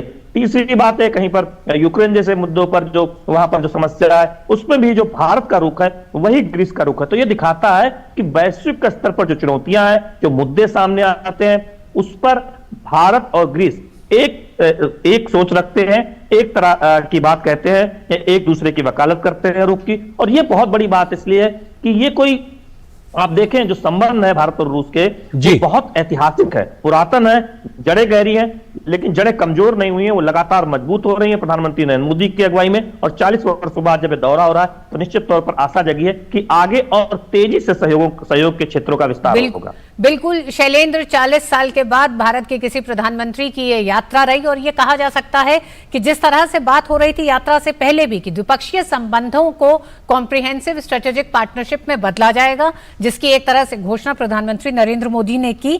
ऐसे में जब ग्रीस के प्रधानमंत्री कहते हैं अपने एक तरह से संयुक्त प्रेस वार्ता में कि भारत के लिए ग्रीस गेटवे टू यूरोप है, तो इसके क्या मायने हैं? इसमें भी किस तरह के साथ संदेश भी दिए प्रधानमंत्री, ग्रीस के प्रधानमंत्री ने? बिल्कुल ऋतु, इससे पहले मैं बताऊंगा कि जो उपलब्धि हासिल हुई है चंद्रयान 3 की जो सफलता है, इसको प्रधानमंत्री ने आपसे थोड़ी देर पहले जब ग्रीस के राष्ट्रपति से मुलाकात हुई थी तब इसे दुनिया के लिए एक सफलता बताया था, सिर्फ भारत के लिए नहीं और वैज्ञानिक समुदाय के लिए ही नहीं, पूरी दुनिया के लिए, वैज्ञानिक समुदाय के लिए इसको सफलता बताया था। उसको लेकर भारत को धन्यवाद किया। भारत को जो सफलता हासिल हुई है उस पर उन्होंने भारत को एक तरह से धन्यवाद दिया कि भारत अब टेक्नोलॉजिकल इतना अचीवमेंट हासिल कर रहा है। जब ग्रीस के प्रधानमंत्री इस बात को कहते हैं कि वो गेटवे बनना चाहते हैं, हम जानते हैं कि ग्रीस की इच्छा है कि यूरोप के बाकी दोस्त जो हैं उनके साथ जो कारोबार हो वो ग्रीस से होता हुआ गुजरे, यानी ग्रीस के पोर्ट का इस्तेमाल हो, जो बड़ा बंदरगाह। और यही वजह है कि भारत की तरफ ग्रीस देख रहा है कि यहां पर जो बंदरगाह है उनके विकास में भारत की कंपनियां आगे आए। हम जानते हैं कि एक कंपनी के साथ अहम करार भी हुआ है। तो दरअसल पोर्ट और एयरपोर्ट के विकास में भारत की कंपनियों का निवेश चाहता है कि ग्रीस हो, जिससे यूरोप के बाजारों में, चूंकि जो रणनीतिक स्थान है ग्रीस का, यूरोप, एशिया, अफ्रीका, उस लिहाज से आप देखें तो समुद्री व्यापार जो होता है उसमें बहुत ही अहम स्थान पर ग्रीस स्थित है। यही वजह है कि वो चाहता है कि उसके पोर्ट का ज्यादा से ज्यादा विकास हो और ज्यादा व्यापार ग्रीस के जरिए हो। जी शैलेंद्र, एक चीज, क्योंकि कृषि को लेकर भी कहीं ना कहीं समझौता हुआ तो ये बेहद महत्वपूर्ण है। कृषि बीज उन्नत तरीके के हों, कृषि के क्षेत्र में रिसर्च हो और पशुधन यानी कि जानवरों को लेकर भी कहीं ना कहीं समझौता आगे बढ़ाने की बात हुई है। भारत एग्रीकल्चर के सेक्टर में एक बड़ी ताकत है, पशुधन के लिहाज से देखा जाए तो दुनिया की सबसे बड़े ताकतों में से एक है। इस लिहाज से भारत अपनी इन क्षमताओं के साथ आगे बढ़ते हुए ग्रीस के साथ किस तरह से रिसर्च और डेवलपमेंट को आगे बढ़ाएगा और इस समझौते के मायने क्या है, कैसे ये दोनों देशों को सहयोग देता नजर आएगा? आनंद, दो बहुत महत्वपूर्ण बातें हैं। भारत कृषि प्रधान देश कहा जाता है और उसमें हम जानते हैं कि बड़ी आबादी कृषि पर निर्भर है। आप अगर एथेंस की और ग्रीस की बात करें तो ग्रीस में भी कृषि एक बहुत महत्वपूर्ण एक तरह से कहें रोल अदा करती है ग्रीस की इकोनॉमी में। तो ऐसे में ग्रीस और भारत चाहते हैं कि कृषि में सहयोग का क्षेत्रों का विस्तार हो। जो तकनीक भारत अपना रहा है उस पर ग्रीस उससे सहयोग करे, आगे आए। और केवल कृषि ही नहीं, जब कृषि के साथ पशुधन और कृषि में जो तकनीक इस्तेमाल हो रही है उसमें आपस में जब सहयोग का आदान प्रदान होगा तो दोनों देशों की कृषि में उन्नति होगी।